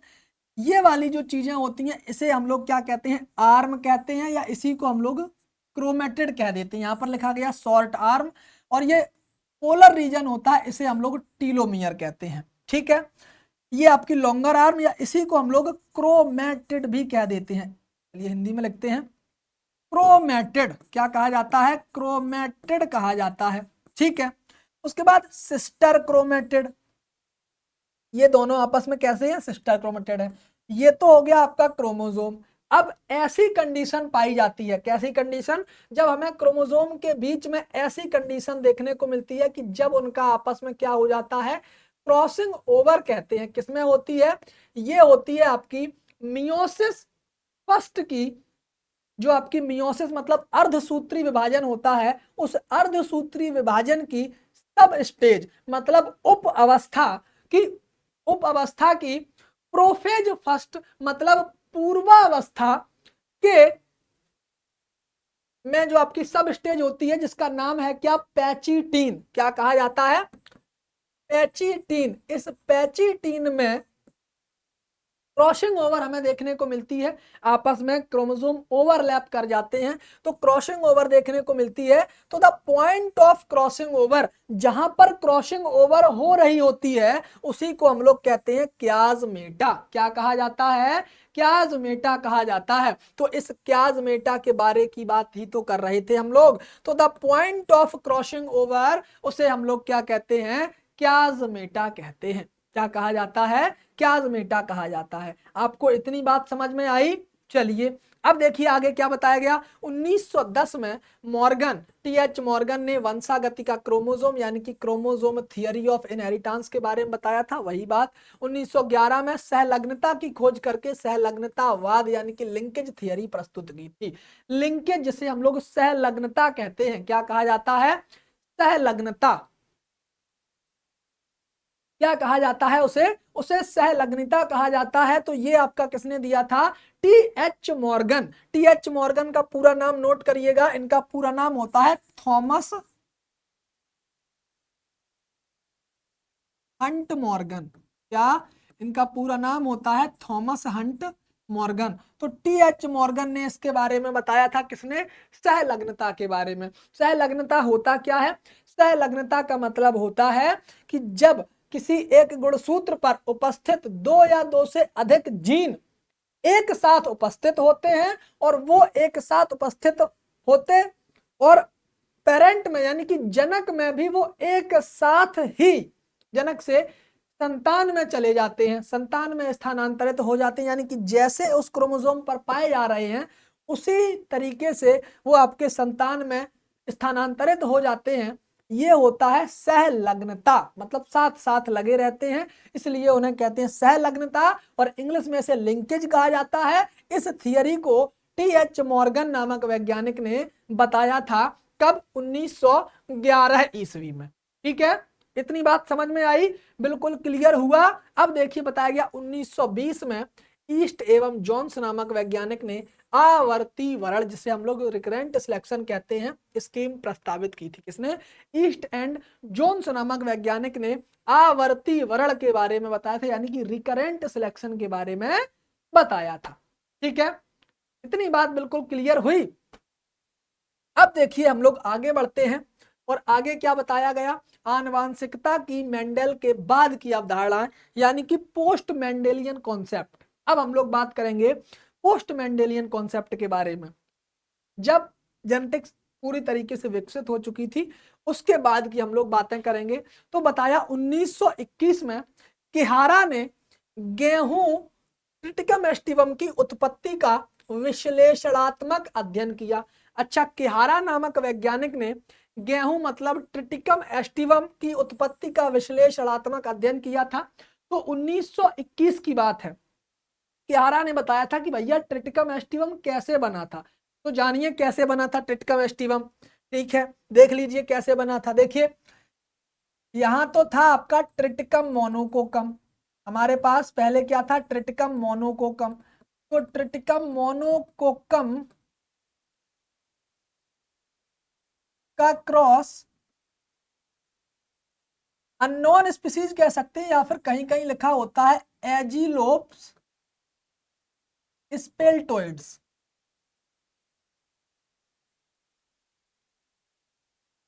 स्पेल्टोइड्स ये होता है एजिलोप्स स्पेल्टोइड्स के साथ क्रॉस करवाया। ठीक है, तो देखिए इसके इसके जीनोम थे कैपिटल ए और इसका जीनोम था कैपिटल बी। ठीक है, तो यहां पर जो हमें जीनोम प्राप्त हुआ, जब इसका क्रॉस करवाया जीनोम प्राप्त हुआ स्मॉल कैपिटल ए और कैपिटल बी, ये जीनोम हमें प्राप्त हुए। ठीक है, और यहां पर 2n इक्वल टू थे कितने, 14, और यहां भी कितने थे, 2n इक्वल टू कितने थे, 14। ठीक है, तो यहां आपका कितना हुआ, 2n इक्वल टू 14 ही आया। ठीक है, अच्छा अब ये कैसा था, स्ट्राइल था, मतलब बंध्यता इसमें हमें देखने को मिली। क्या देखने को मिली, बंध्यता, मतलब ये उग नहीं रहा था। ठीक है, अपने आप को। फिर उसके बाद अगला चरण क्या हुआ, इसमें हुआ क्रोमोसोम डबलिंग, मतलब गुणसूत्र डबल हो गए, गुणसूत्र डबल हो गए, दोहरा, यानी कि गुणसूत्र का दोहराव हुआ। तो हम लोग लिख सकते हैं गुणसूत्र दोहराव। यहां पर आपके गुणसूत्र क्या हुए, डबल हुए। जब डबल हुए तो यहां पर हमें क्या प्राप्त हुआ, capital A capital A capital B capital B, और ये बने आपके 2n इज इक्वल टू आपके क्या 28, 28 बन गए। तो ये बन गया आपका ट्रिटिकम, ये बन गया आपका ट्रिटिकम, क्या बना, ट्रिटिकम ट्रिटिकम आपका टर्जिडम कह सकते हैं, या इसी को हम लोग ट्रिटिकम डाइकोकम भी कह सकते हैं, डाइकोकम, कोकम, ठीक है। अब ये जो आपका ट्रिटिकम डाइकोकम था, इसका जीनोम क्या बना, कैपिटल ए और capital B 2n equal to 28। अब इसी का क्रॉस करवाया गया ट्रिटिकम टॉस्ची के साथ, यानी कि ट्रिटिकम डाइकोकम का क्रॉस हम लोग यहां पर लिख लेते हैं। देखिए ट्रिटिकम डाइकोकम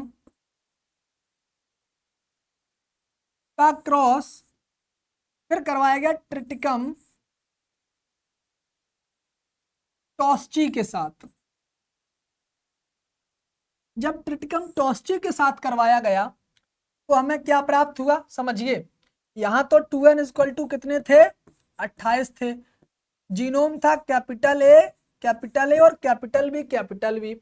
यहां पर 2n इक्वल टू है कितने, 14 है। और यहां पर आपका जो जीनोम है वो है कैपिटल डी, ठीक है। प्रोजनी में हमें प्राप्त होगा तो 28 के आधे इससे आएंगे, 14 के आधे इससे आएंगे, तो 28 का आधा हुआ कितना, 14, और 7 इससे आएंगे तो कितना हुआ, 21। टोटल कितना हुआ, 21। तो यहां पर लिखिएगा 2n इज इक्वल टू होगा 21 और जीनोम बनेगा ABD। क्या बनेगा, जीनोम बनेगा ABD। यहां पर ये हमें कैसा प्राप्त हुआ, बंध्य था, ये भी मतलब स्ट्रायल प्राप्त हुआ, इसमें बंध्यता देखने को मिली।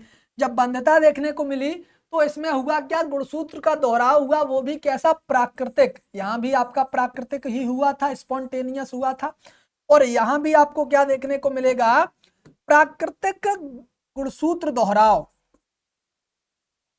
प्राकृतिक गुणसूत्र दोहराव,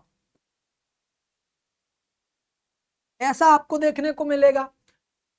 फिर जब गुणसूत्र का दोहराव होगा तो अगली होने वाली पीढ़ी में हमें क्या प्राप्त होगा, ये देखिए 2n इज इक्वल टू 21 का होगा 42, और आपका जीनोम बनेगा ए यानी कि कैपिटल बी और कैपिटल डी, ठीक है। इस तरीके से ये हमें प्राप्त होगा। अब आप पहचानिए ये किसका जीनोम है, यही जीनोम पाया जाता है ट्रिटिकम एस्टिवम में पाया जाता है, ट्रिटिकम एस्टिवम में पाया जाता है। तो ये यहां पर बनकर के आपका तैयार होता है क्या, ट्रिटिकम एस्टिवम। इतनी बात आपको समझ में आई क्या, ट्रिटिकम एस्टिवम आपका किस तरीके से बनता है, इतनी बात आपको समझ में आ गई होगी। यदि आई है तो प्लीज कमेंट सेक्शन में एक बार बताइएगा कि हाँ बिल्कुल क्लियर हुआ किस तरीके से, ठीक है।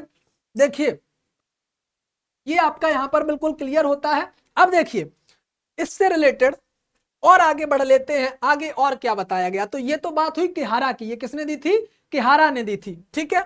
उसके बाद देखिए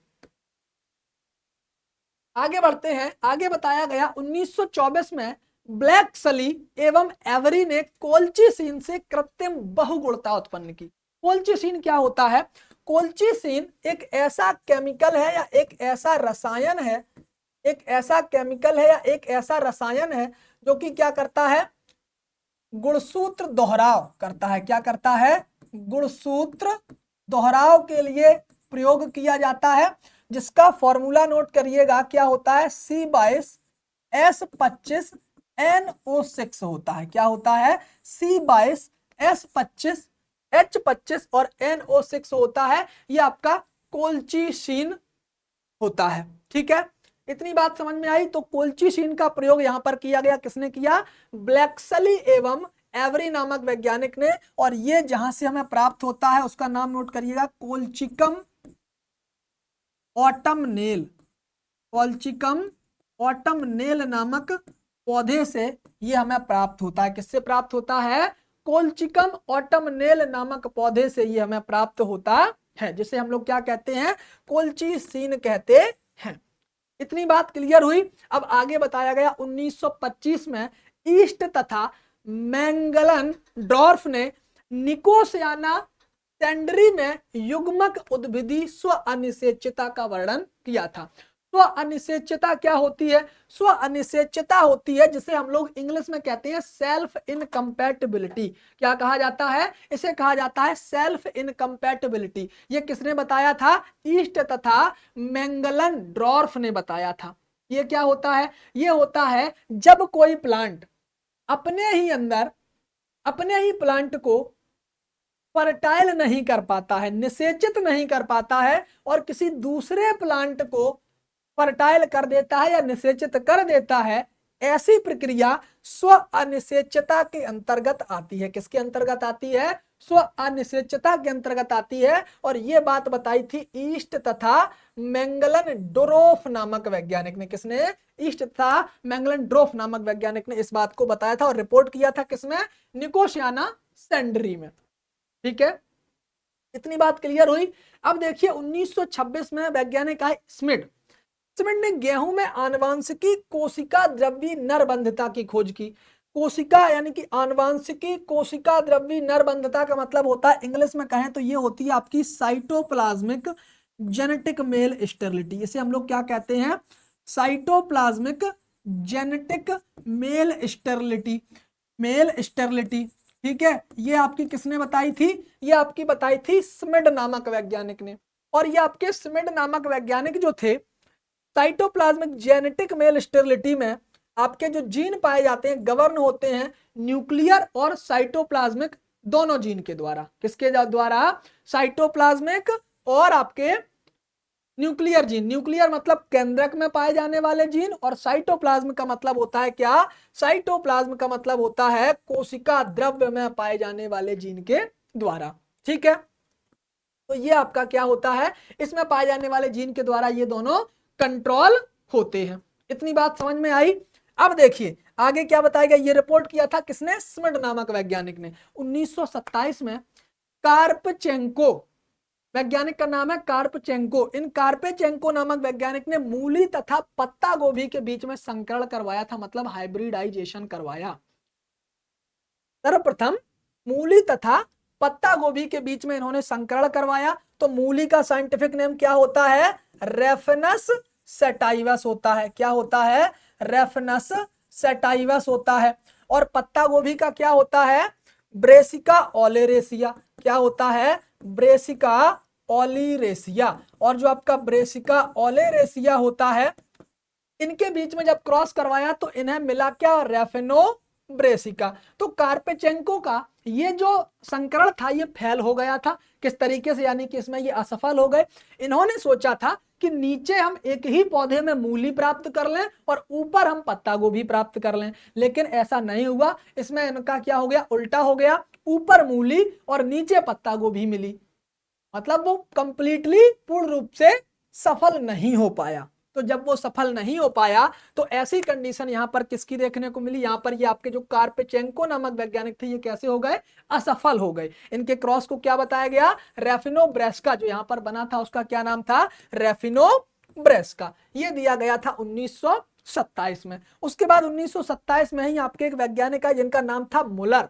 मुलर तथा स्टेडलर नामक वैज्ञानिक ने ड्रोसोफिला तथा मक्के व जौ में उत्परिवर्तन हेतु एक्सरेज का प्रयोग किया था। मैंने आपको उत्परिवर्तन के समय ही, जब हम लोग उत्परिवर्तन टर्म पर पहुंचे थे, वहीं बताया था कि स्टेडलर नामक वैज्ञानिक ने एक्सरे पर काम किया था। किस पर काम किया था? एक्सरे पर काम किया था। किसके लिए? म्यूटेशन के लिए। तो जिसमें इन्होंने कौन कौन से आपके एक्सपेरिमेंट मटेरियल थे? ड्रोसोफिला, मक्का और जौ। यदि प्लांट की बात की जाए तो बार्ले और मेज, और यदि एनिमल की बात की जाए तो यहां पर आपका कौन सा था? ड्रोसोफिला था। ठीक है, बात समझ में आई। उसके बाद देखिए 1930 में हार्लैंड ने जौ में सुधार किया। आपके एक वैज्ञानिक है जिनका नाम है हार्लेन। ये हार्लेन वैज्ञानिक क्या करते हैं समझिएगा, इन्होंने जौ में सुधार किया। और हम आपको एक बात बताते हैं हार्लेन से रिलेटेड, दोनों चीजें याद कर लीजिएगा। हार्लेन और डीवेट नाम के एक वैज्ञानिक थे, इन्होंने जीन पूल क्या दिया था, जीन पूल कॉन्सेप्ट को दिया था। और ये बात जो है ये आपके कॉम्पिटिटिव एग्जाम में कई बार ये क्वेश्चन पूछा गया कि जीन पूल टर्म या जीन पूल कॉन्सेप्ट किसने दिया, तो राइट आंसर होगा आपका क्या, हार्लेन एंड डीवेट। तो हार्लेन एंड डीवेट ने जीन पूल कॉन्सेप्ट को भी दिया था और आपका क्या दिया था, जौ में सुधार किया था। इतनी बात क्लियर हुई, बिल्कुल क्लियर हुई। चलिए अब हम लोग आगे बढ़ते हैं और आगे देखिए क्या लिखा गया। आगे लिखा गया आपका 1932 में जेंकिंस तथा ब्रुनसन ने टॉप क्रॉस, देखिए एक शब्द बहुत अच्छा प्रयोग किया गया टॉप क्रॉस। बोले टॉप क्रॉस होता क्या है, पहले इस बात को समझ लेते हैं। टॉप क्रॉस क्या होता है, देखिए हमने किसी पेरेंट को, हमने दो जनक को प्रयोग किया, मान लीजिए ये आपका P1 हो गया और ये आपका P2 हो गया। तो ये आपका डोमिनेंस है। ये कैसा है, डोमिनेंस मतलब प्रभाविता जिसे हम लोग कह सकते हैं, ठीक है, प्रभाविता, हिंदी में लिखते हैं प्रभाविता, प्रभाविता। तो ये तो आपका है कैसा, प्रभावी है, ठीक है।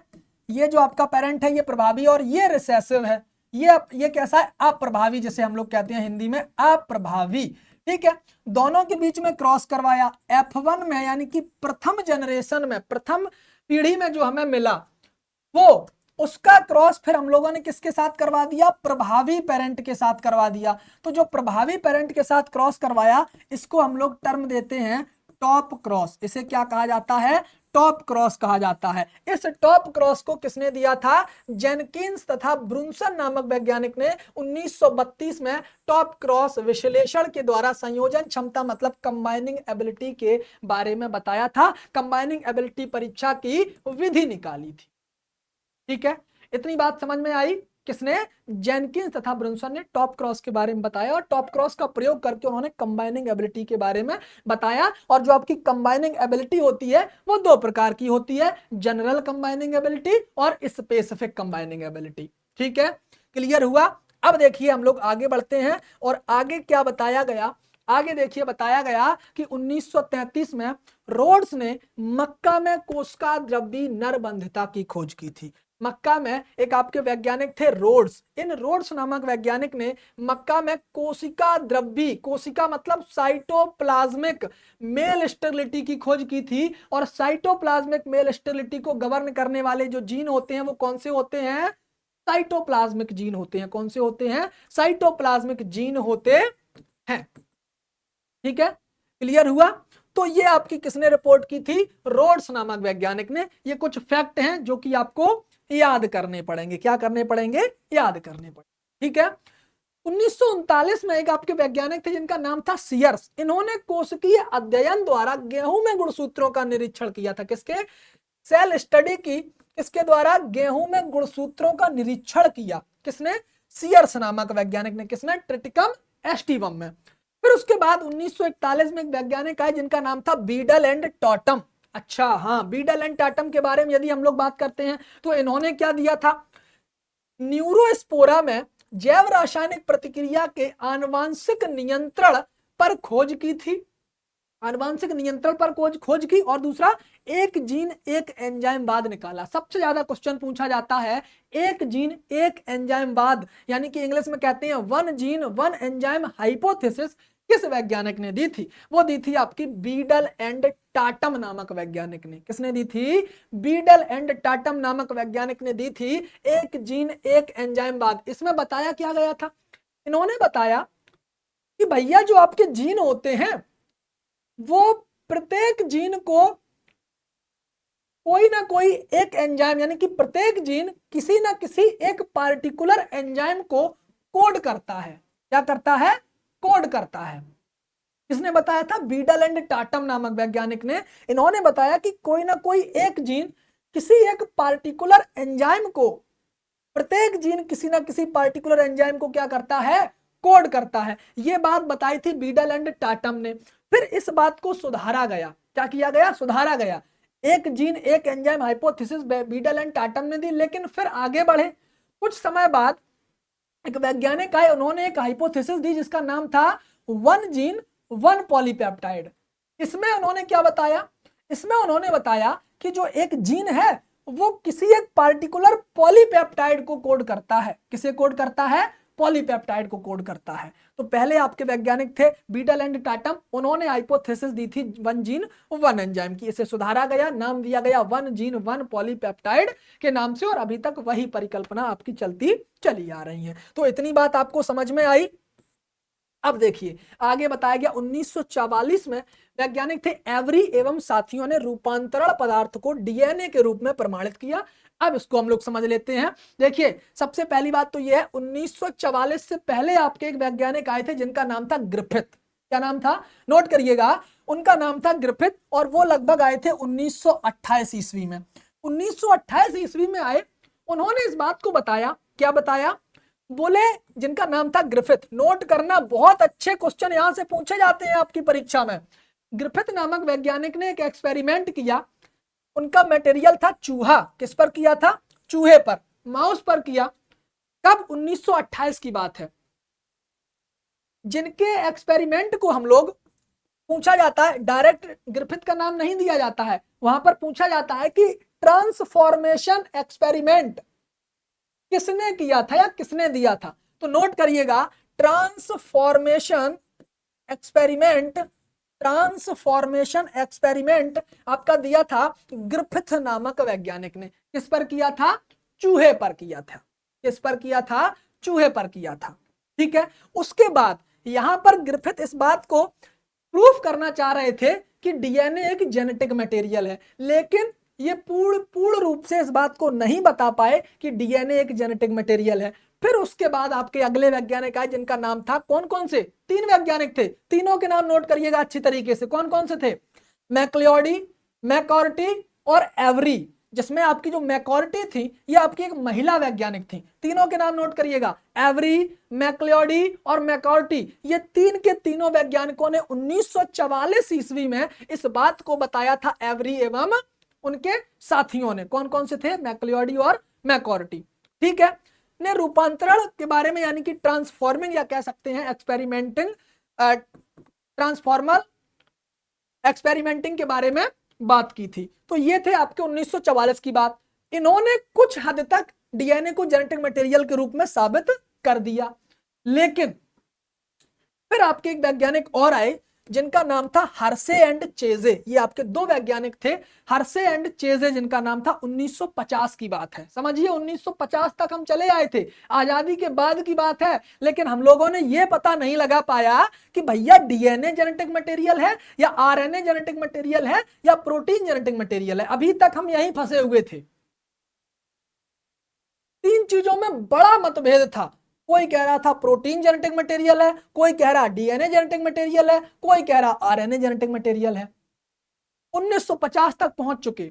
फिर आपके 2 वैज्ञानिक आए जिनका नाम था हर्से और दूसरे का नाम था चेजे।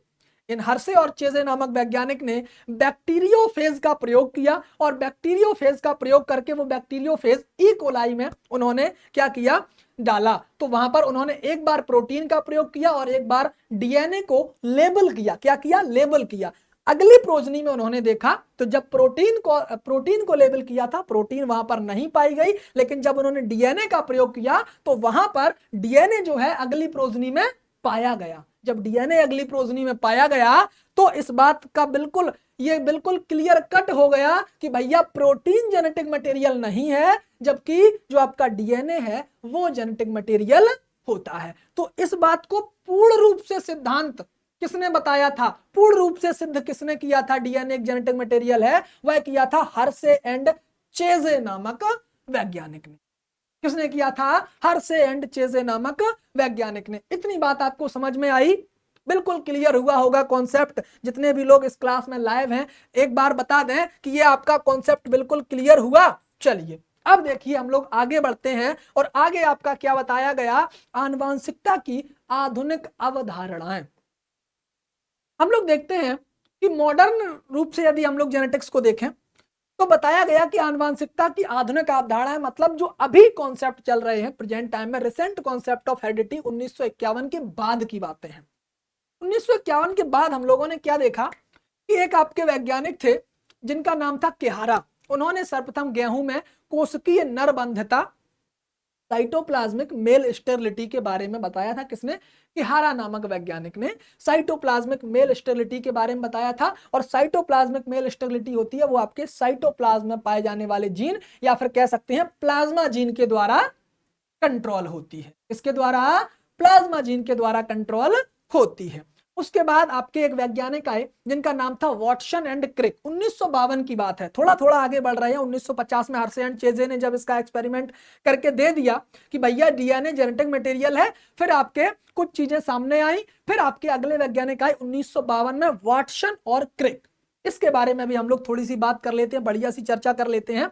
बताया गया वाटसन और क्रिक जो आपके वैज्ञानिक थे, इन्होंने एक्सरे विवर्तन विश्लेषण के आधार पर डीएनए की द्वि कुंडली मतलब डबल हेलिकल संरचना का पता लगाया था। इसके पीछे की कुछ हिस्ट्री को हम लोग जान लेते हैं, जो कि ज्यादातर लोगों को नहीं पता होती है। देखिए समझिएगा, डीएनए जैसे हम लोगों ने सिद्ध कर दिया कि भैया डीएनए एक जेनेटिक मटेरियल है, मतलब एक आनुवंशिक पदार्थ है जो कि पेरेंट से प्रोजनी में यानी कि जनक से संतति में जाता है, उसे हम लोग क्या कहते हैं? आनुवंशिक पदार्थ या जेनेटिक मटेरियल कहते हैं। ठीक है, ये होता कैसे है इसके बारे में हम लोग बात करते हैं। तो ये आपको दिखाई देगा कुछ इस तरीके का, इस तरीके का हमें दिखाई देता है डीएनए का डबल हेलिक्स मॉडल, जो कि हमें किसने दिया था? वाटसन नामक वैज्ञानिक ने दिया था, वाटसन और क्रिक नामक वैज्ञानिक ने दिया था। जिसमें बताया गया कि एक बेस से, यहां पर आपके बेस मौजूद होते हैं जैसे adenine, thymine, guanine, cytosine, cytosine guanine, thymine adenine, adenine thymine. इस तरीके से यहां पर ये आपके जो बेस होते हैं वो आपके प्रेजेंट होते हैं। ठीक है, इस तरीके से प्रेजेंट होते हैं। अब दूसरी बात नोट करिएगा, बेस से बेस की दूरी मतलब एक क्षार से दूसरे क्षार के बीच की दूरी जो होती है वो होती है 3.4 एंगस्ट्रॉम। नोट करिएगा, होती है 3.4 एंगस्ट्रॉम। और दूसरी बात, एक टर्न जो होता है, एक टर्न जो क्षार का एक टर्न होता है उसमें टोटल 10 क्षार पाए जाते हैं। कितने? 10 बेस कहें या 10 क्षार कहें, आपके पाए जाते हैं। ये 10 क्षार को यदि हम लोग 3.4 से मल्टीप्लाई करते हैं तो कितना आता है?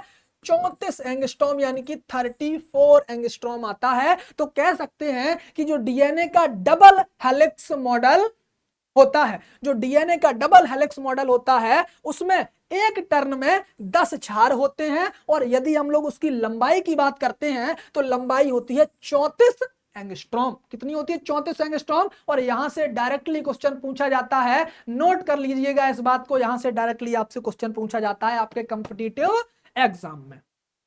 यह बात आपकी किसने बताई थी? वाटसन एंड क्रिक ने बताई थी। अब नोट करिएगा, जो बातें किसी को पता नहीं होती हैं उसके बारे में हम आपको 1 मिनट में एक हिस्ट्री सुनाते हैं, कहानी सुनाते हैं। क्या? समझिएगा, एक महिला वैज्ञानिक थी जिनका नाम था रोजालैंड फ्रैंकलिन। क्या नाम था? नाम था रोजालैंड फ्रैंकलिन। ठीक है, ये काम किया करती थी, रोजालैंड फ्रैंकलिन जो थी ये काम किया करती थी किसके यहां?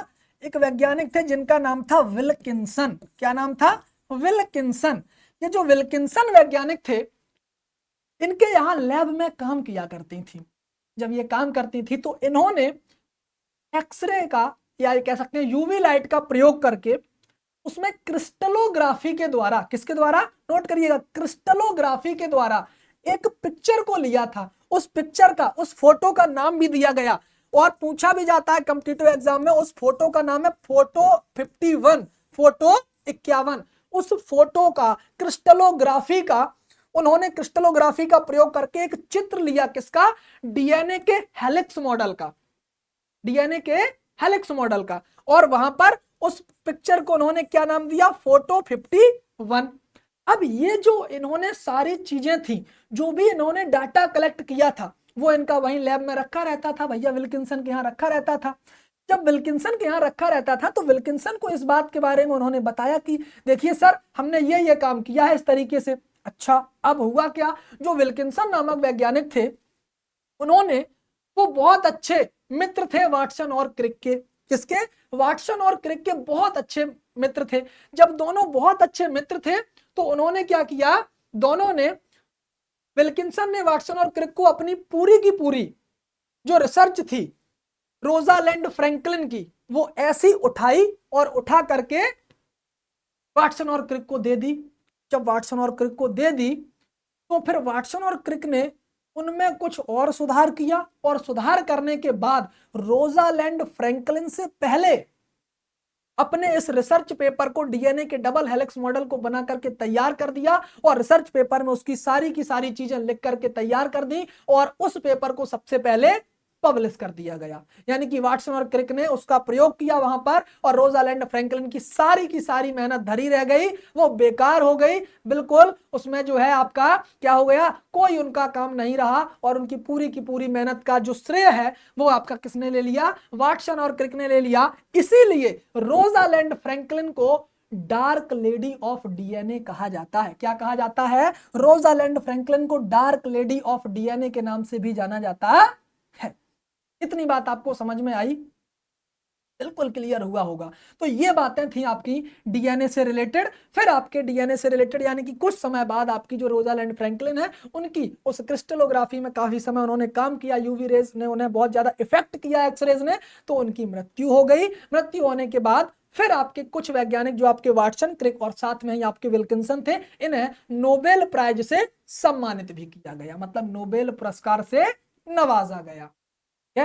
इतनी बात आपको क्लियर समझ में आई? तो समझिए इसी लेक्चर में हमने किन किन चीजों को देखा। एक तो वो व्यक्ति थे ह्यूगो डिब्रीज, कार्ल कोरेंस और सरमैक, जिन्होंने मेंडल की पूरी बातों को क्लियर बता दिया था कि भैया जो हम रिसर्च कर रहे हैं वो व्यक्ति पहले कोई, यानी कि उन्होंने क्रेडिट उन्हीं को दिया। तो ऐसे ईमानदार व्यक्ति भी पड़े हुए हैं दुनिया में, और कुछ ऐसे व्यक्ति भी हैं, लेकिन ऐसा श्रेय हम नहीं बता रहे हैं, जो लिटरेचर में मौजूद है उसी को पढ़ करके हम आपको बता रहे हैं, हम वहां तब मौजूद नहीं थे, ठीक है। तो जो जैसा लिटरेचर में लिखा गया उसी तरीके से हम आपको इन चीजों को बता रहे हैं, और ये चीजें आपको किसी किताब में नहीं मिलेंगी। जब आप अच्छे से रिसर्च पेपर को स्टडी करेंगे, जब आप गहन अध्ययन करेंगे किसी सब्जेक्ट का, तो सब ये चीजें आपको प्राप्त होती हैं। तो इतनी बात आपको समझ में आई, ठीक है। उसके बाद देखिए यहां पर इन्हें नोबेल पुरस्कार से जब सम्मानित किया गया, तो कुछ आपके ऐसे भी वैज्ञानिक हैं जो किसी दूसरे के क्रेडिट को भी ले लेते हैं अपने ऊपर और पूरा क्रेडिट खा जाते हैं, ठीक है। उसके बाद देखिए आगे हम लोग बढ़ते हैं, और आगे बताया गया 1958 में मैसेल्सन तथा स्टैन नामक वैज्ञानिक ने डीएनए की अर्ध संरक्षी प्रतिकृति का प्रदर्शन किया। मैसेल्सन और स्टैन नामक वैज्ञानिक थे, इन्होंने क्या बताया था समझिएगा।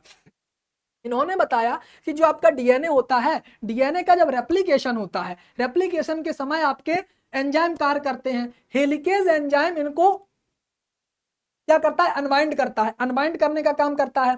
तो जो हेलिकेज एंजाइम से जो बेस होते हैं वो कटते चले जाते हैं। डीएनए पॉलीमरेज एंजाइम जो होता है वो इनको क्या करता है, पॉलीन्यूक्लियोटाइड चेन को बनाने का काम करता है। जब पॉलीन्यूक्लियोटाइड चेन बनती है उससे पहले डीएनए हेलिकेज इनको अनवाइंड करता है, मतलब काटता हुआ चला जाता है। लेकिन जब वहां पर सिंगल स्ट्रैंड बनता है डीएनए का, तो वहां पर सिंगल स्ट्रैंड बनते हुए आपकी कोशिका में एक एंजाइम होता है जिसका नाम होता है न्यूक्लियेज एंजाइम, और न्यूक्लियेज एंजाइम हमेशा आपकी कोशिका में घूमता रहता है कट करने के लिए, कि कोई भी डीएनए सेगमेंट हमें मिल जाए हम उसको क्या कर दें, कट कर दें। तो उससे बचाने के लिए, या फिर उसमें डीएनए में अपने आप सेल्फ सुपर कॉइलिंग ना हो जाए, क्या ना हो जाए, सुपर कॉइलिंग ना हो जाए, तो वहां पर एक प्रोटीन मौजूद होती है जिस प्रोटीन का नाम होता है सिंगल स्ट्रैंडेड बाइंड प्रोटीन। क्या नाम बताया, सिंगल स्ट्रैंडेड बाइंड प्रोटीन, जिसे हम लोग SSBP कहते हैं। तो ये इस तरीके की संरचना हमें देखने को मिलती है। तो ये जो आपकी सिंगल स्ट्रैंडेड बाइंड प्रोटीन होती है, नोट करिएगा, इस तरीके से इन पर ये अटैच हो जाती है। इस तरीके से जब ये अटैच हो जाती है तो फिर ना तो यहां पर, यानी कि ये क्या करती है, सिंगल स्ट्रैंडेड बाइंड प्रोटीन ये करती है आपकी हेलिकेज न्यूक्लियेज एंजाइम से प्रोटेक्शन देती है कि भैया इनको काटे ना, और दूसरी बात इनकी सुपर क्वाइलिंग, आपस में ही सुपर क्वाइलिंग ना हो जाए। इस कारण ये बात किसने बताई थी, मैसेल्सन तथा स्टैन नामक वैज्ञानिक ने सुपर क्वाइलिंग या सुपर स्ट्रैंडेड बाइंडिंग प्रोटीन के बारे में बताया था। इतनी बात आपको समझ में आई। आगे देखिए 1961 में एक आपके वैज्ञानिक आए जिनका नाम था जैकब और मोनोड। इन्होंने ऑपरॉन मॉडल के बारे में बताया था, और ऑपरॉन मॉडल सबसे ज्यादा पूछा जाता है लैक ऑपरॉन मॉडल और आपका ट्रिप्टोफैन ऑपरॉन मॉडल, जिसे हम लोग TRP मॉडल के नाम से जानते हैं। इतनी बात आपको समझ में आई। सीधा सीधा क्वेश्चन पूछा जाता है, लैक ऑपरॉन मॉडल किसने दिया था? ये दिया था जैकब एंड मोनोड नामक वैज्ञानिक ने। ठीक है, अच्छा, उसके बाद बेंजर ने जीन की सूक्ष्म संरचना का विश्लेषण किया। एक वैज्ञानिक आए जिनका नाम था बेंजर। बेंजर ने 1962 में जीन की सूक्ष्म संरचना का विश्लेषण किया। तो जब उन्होंने देखा, क्या देखा कि भैया जीन जो होते हैं उनमें 3 प्रकार की यूनिट पाई जाती हैं, और वो 3 यूनिट कौन कौन सी होती हैं? नोट करिएगा, जीन की 3 यूनिट होती हैं। पहली होती है रिकॉन, दूसरी होती है म्यूटॉन, और तीसरी होती है रिकॉन, म्यूटॉन, और तीसरी होती है सिस्ट्रॉन। तो नोट करिएगा, रिकॉन, म्यूटॉन, सिस्ट्रॉन, ये रिकॉम्बिनेशन के लिए प्रयोग की जाती है, मतलब क्रॉसिंग ओवर के लिए। म्यूटॉन मतलब उत्परिवर्तित साइट होती है, मतलब म्यूटेंट साइट होती है। और सिस्ट्रॉन हमेशा कैसी? स्ट्रक्चरल यूनिट होती है, मतलब संरचनात्मक यूनिट होती है। और ये 3 के तीनों टर्म किसने दिए थे? आपके बेंजर नामक वैज्ञानिक ने दिए थे। किसने दिए थे? बेंजर नामक वैज्ञानिक ने इस टर्म को, इन तीनों टर्म को दिया था। तीनों टर्म एक स्थान पर लिख लीजिएगा, आपको हमेशा के हमेशा याद रहेंगे। ठीक है, जीन, जीनोटाइप, फिनोटाइप, 3 के तीनों टर्म जोहानसन नामक वैज्ञानिक ने दिए। म्यूटॉन, सिस्ट्रॉन, रिकॉन, ये 3 के तीनों आपके जो यूनिट हैं जीन के, वो किसने दिए थे? बेंजर नामक वैज्ञानिक ने दिए थे। इतनी बात आपको समझ में आई। अब हम लोग आगे बढ़ते हैं। आगे देखिए क्या बताया गया। आगे बताया गया 1964 में निरेन वर्ग एवं उनके साथियों ने आनुवांशिक कूट मतलब जेनेटिक कोड की खोज की थी। उसके बाद 1970 में आपके वैज्ञानिक आए टेमिन एवं बाल्टीमोर। इन बाल्टीमोर वैज्ञानिक ने रेट्रोवायरस में और रेट्रो ट्रांसक्रिप्टेज की खोज की थी, मतलब जो आपका रिवर्स ट्रांसक्रिप्टेज होता है, एंजाइम होता है जो कि रिवर्स ट्रांसक्रिप्शन में हेल्प करता है। तो ये आपकी किसने की थी? टेमिन एवं बाल्टीमोर नामक वैज्ञानिक ने इसकी खोज की थी। उसके बाद अगले वैज्ञानिक आए 1974 में कॉर्नबर्ग। नोट करिएगा, 3 चीजें सबसे ज्यादा पूछी जाती हैं, नोट करिएगा। यहां पर लिखा गया कॉर्नबर्ग। कॉर्नबर्ग नामक वैज्ञानिक ने क्या किया था? न्यूक्लियोसोम के प्रारंभिक प्रारूप की रूपरेखा प्रस्तावित की थी। तो इनका नाम था डॉक्टर कॉर्नबर्ग। तो कॉर्नबर्ग जो आपके थे, पूरा नाम था इनका ऑर्थर कॉर्नबर्ग। ऑर्थर कॉर्नबर्ग ने डीएनए का पहली बार कृत्रिम संश्लेषण किया था। क्या किया था? लैब में कृत्रिम संश्लेषण किस वैज्ञानिक ने किया था? कॉर्नबर्ग ने। अब समझिए, इन्होंने किया था इन विट्रो मतलब परख नली में। इनका एक बेटा था जिसका नाम था थॉमस कॉर्नबर्ग। क्या नाम था? Thomas Kornberg. थॉमस कॉर्नबर्ग ने डीएनए पॉलीमरेज थर्ड एंजाइम को खोजा था। क्या नाम था? डीएनए पॉलीमरेज थर्ड एंजाइम को खोजा था, जो कि इन वीवो कंडीशन में काम करता है। क्या काम करता है? इन वीवो कंडीशन में। कहने का मतलब ये हुआ कि बाप 1 नंबरी और बेटा 10 नंबरी। ये कहानी आपने सुनी होगी, ये पिक्चर भी देखी होगी। तो बाप तो 1 नंबर का रहा, लेकिन बेटा 10 नंबरी निकल गया, यानी कि बाप से भी आगे बेटा निकल गया। बाप ने जो काम किया था, इनके पिताजी ने वो क्या किया था? इन विट्रो किया था, परख नली में। और इन्होंने जो यूज किया, इन वीवो यूज किया, लगभग 1970 की बात है। 1970 में इन्होंने थॉमस कॉर्नबर्ग का, यहां पर इनके बेटे का नाम है थॉमस कॉर्नबर्ग, इन्होंने इन वीवो कंडीशन में इस चीज को अप्लाई किया। और एक चीज पूछी जाती है, आरएनए का पहली बार कृत्रिम संश्लेषण किसने किया था? तो नोट करिएगा, आरएनए की यदि बात की जाती है तो आरएनए का किया था एस ओकावा नामक वैज्ञानिक ने। और यदि बात करें जीन की, तो जीन का पहली बार कृत्रिम संश्लेषण किसने किया था? तो नोट करिएगा, डॉक्टर हरगोविंद खुराना ने। किसने किया था? डॉक्टर हरगोविंद खुराना ने। 3 की तीनों बातें एक साथ नोट करिएगा। कभी भी कंपटीशन में कहीं से क्वेश्चन आएगा, कोई भी क्वेश्चन खाली नहीं जाएगा, इस बात की गारंटी है। कॉर्नबर्ग आपके डीएनए आरएनए से रिलेटेड, आरएनए को पहली बार किया था किसने? एस ओकावा ने। और यदि हम लोग बात करते हैं जीन की, तो डॉक्टर हरगोविंद खुराना। ठीक है, उसके बाद यदि हम लोग बात करते हैं आगे की, 1981 में एंडरसन ने माइटोकॉन्ड्रियल डीएनए क्रम को प्रथम बार विश्लेषित किया था। किसने? एंडरसन नामक वैज्ञानिक ने। उसके बाद आपके एक वैज्ञानिक आए केबी मुलिस, 1993 की बात है, जिन्होंने पॉलीमरेज, कैरी मुलिस नामक वैज्ञानिक थे जिनका नाम था, जिन्होंने पॉलीमरेज चेन रिएक्शन, जिसे हम लोग कहते हैं पीसीआर की खोज की थी। और ये पीसीआर का काम क्या होता है? डीएनए को डीएनए की टेम्पलेट बनाना, क्या बनाना, डीएनए की कॉपी बनाना, ये काम होता है किसका, पीसीआर का। यदि बहुत कम मात्रा में हमारे पास डीएनए सैंपल है, इस डीएनए सैंपल को यदि हमें मल्टीप्लाई करना है, इसकी कॉपी बनानी है, तो वो हम लोग पॉलीमरेज चेन रिएक्शन या फिर कह सकते हैं पीसीआर के माध्यम से बनाते हैं। और ये पीसीआर जो है 1993 ईस्वी में कैरी मुलस नामक वैज्ञानिक ने दिया था। किसने दिया था, कैरी मुलस नामक वैज्ञानिक ने दिया था। ठीक है, इतनी बात समझ में आई। 1995 में माइकेल तथा उनके साथियों ने साइटोक्रोम सी ऑक्सीडेज की संरचना की खोज की थी। उसके बाद अगले वैज्ञानिक आते हैं 1997 में कैंपबेल एवं साथियों ने डॉली नामक भेड़ का क्लोन बनाया था। क्लोन आपका क्या होता है, जस्ट आइडेंटिकल होता है किसके, मदर सेल के समान, मदर प्लांट के समान होता है। वैसे ही यहाँ पर जो सेल प्रयोग की गई वो कैसा, एक तरीके से कह सकते हैं वेजिटेटिवली, असेक्सुअली होता है यहाँ पर रिप्रोडक्शन। तो कौन सा पहली बार जो एनिमल बनाया गया था उसका नाम क्या था, डॉली। डॉली नामक भेड़ को यहाँ पर बनाया गया। किसने बनाया था, कैंपबेल और उनके साथियों ने। अगला आता है 2001 में हार्टबेल एवं साथियों ने अंग परिवर्धन एवं योजनाबद्ध कोशिका मृत्यु के आनुवांशिक नियमन से संबंधित खोज की थी। किसने, हार्टबेल और एवं उनके साथियों ने। 2006 की बात करते हैं तो कॉर्नबर्ग आरडी ने यूकैरियोटिक डीएनए अनुलेखन की आणविक क्रिया विधि की खोज की थी, जो कि हम आपको बता चुके, वहां पर भी यही बात लिखी, कॉर्नबर्ग ने इन चीजों को बताया था, डीएनए की खोज की थी और इसे पहली बार बनाया था। ठीक है, इतनी बातें आपको क्लियर हुई।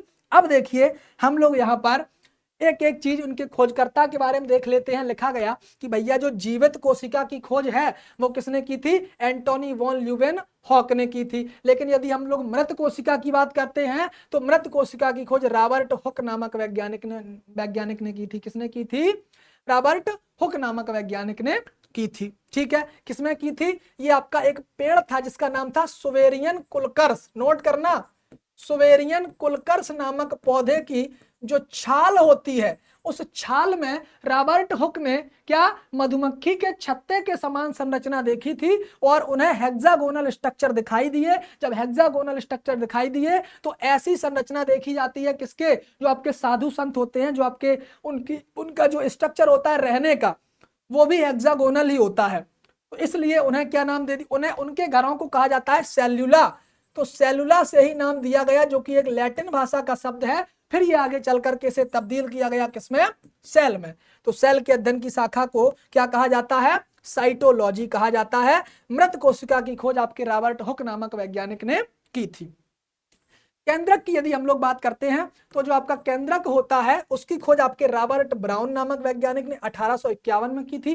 कोशिका सिद्धांत स्लाइडेन तथा स्वान नामक वैज्ञानिक ने 1839 में दिया था। और ये जो 1839 में स्लाइडेन तथा स्वान ने दिया था कोशिका सिद्धांत, ये क्या बताया था, सेल थियरी में बताया था कि प्रत्येक कोशिका प्री एग्जिस्टिंग सेल यानी कि पूर्ववर्ती कोशिका से ही नई कोशिका का निर्माण होता है। यह बात बताई थी आपकी स्लाइडेन और स्वान ने 1839 और 1838 में। तो एक वैज्ञानिक थे 1838 के जिनका नाम था स्लाइडेन और स्वान ने इसे दिया था 1839 में। नोट करिएगा, पूछा जाता है क्वेश्चन, एनिमल सेल में सेल सिद्धांत किसने दिया था, तो वो दिया था आपका स्वान ने। क्यों, क्योंकि स्वान होता है, नोट याद करने के लिए ट्रिक बता रहे हैं, कभी भी मत भूलना, स्वान मतलब होता है कुत्ता, स्वान निद्रा अल्पाहारी ग्रह त्यागी, तो उसी से लिया गया स्वान निद्रा। संस्कृत में स्वान का मतलब होता है कुत्ता, और कुत्ता क्या है, एक एनिमल है। तो एनिमल सेल में जो सेल थियरी दी थी वो किसने दी थी, 1838 में स्वान नामक वैज्ञानिक ने दी थी। और प्लांट सेल में किसने दी थी, स्लाइडेन नामक वैज्ञानिक ने दी थी। इतनी बात आपको समझ में आ गई होगी। अगला बताया गया समसूत्री विभाजन शब्द जो है वह है आपके फ्लेमिंग नामक वैज्ञानिक ने 1882 ईस्वी में दिया था। अर्धसूत्री विभाजन फार्मर तथा मुरे नामक वैज्ञानिक ने दिया था। और यदि हम लोग बात करते हैं प्लाज्मोडेस्मेटा की, तो ये जो आपका प्लाज्मोडेस्मेटा है ये आपका दिया था ई स्ट्रॉसबर्गर ने। स्ट्रॉसबर्गर की यदि हम लोग बात करते हैं 1901 में इन्होंने दिया था। स्ट्रॉसबर्गर ने क्रोमोसोम की खोज भी की थी और वर्ड क्रोमोसोम जो है गुणसूत्र वो दिया था डब्ल्यू वाल्डेयर ने।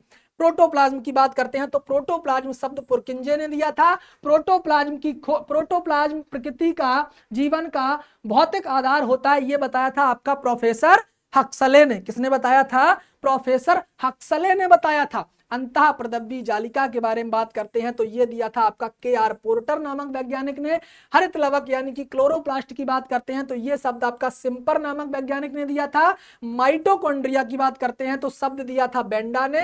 और पहली बार देखा था कोलिकर नामक वैज्ञानिक ने, किसमें? नोट करिए, कीट की रेखित पेशियों में देखा था। किसमें देखा था? कीट की रेखित पेशियों में देखा था। गोल्जी कॉम्प्लेक्स या गोल्जी बॉडी कह सकते हैं इसे हम लोग, वो आपका कैमिलो गोल्जी ने दिया था। राइबोसोम की बात करते हैं तो शब्द दिया था पैलाडे ने और इसकी खोज की थी रॉबिन्सन नामक वैज्ञानिक ने। किसने की थी?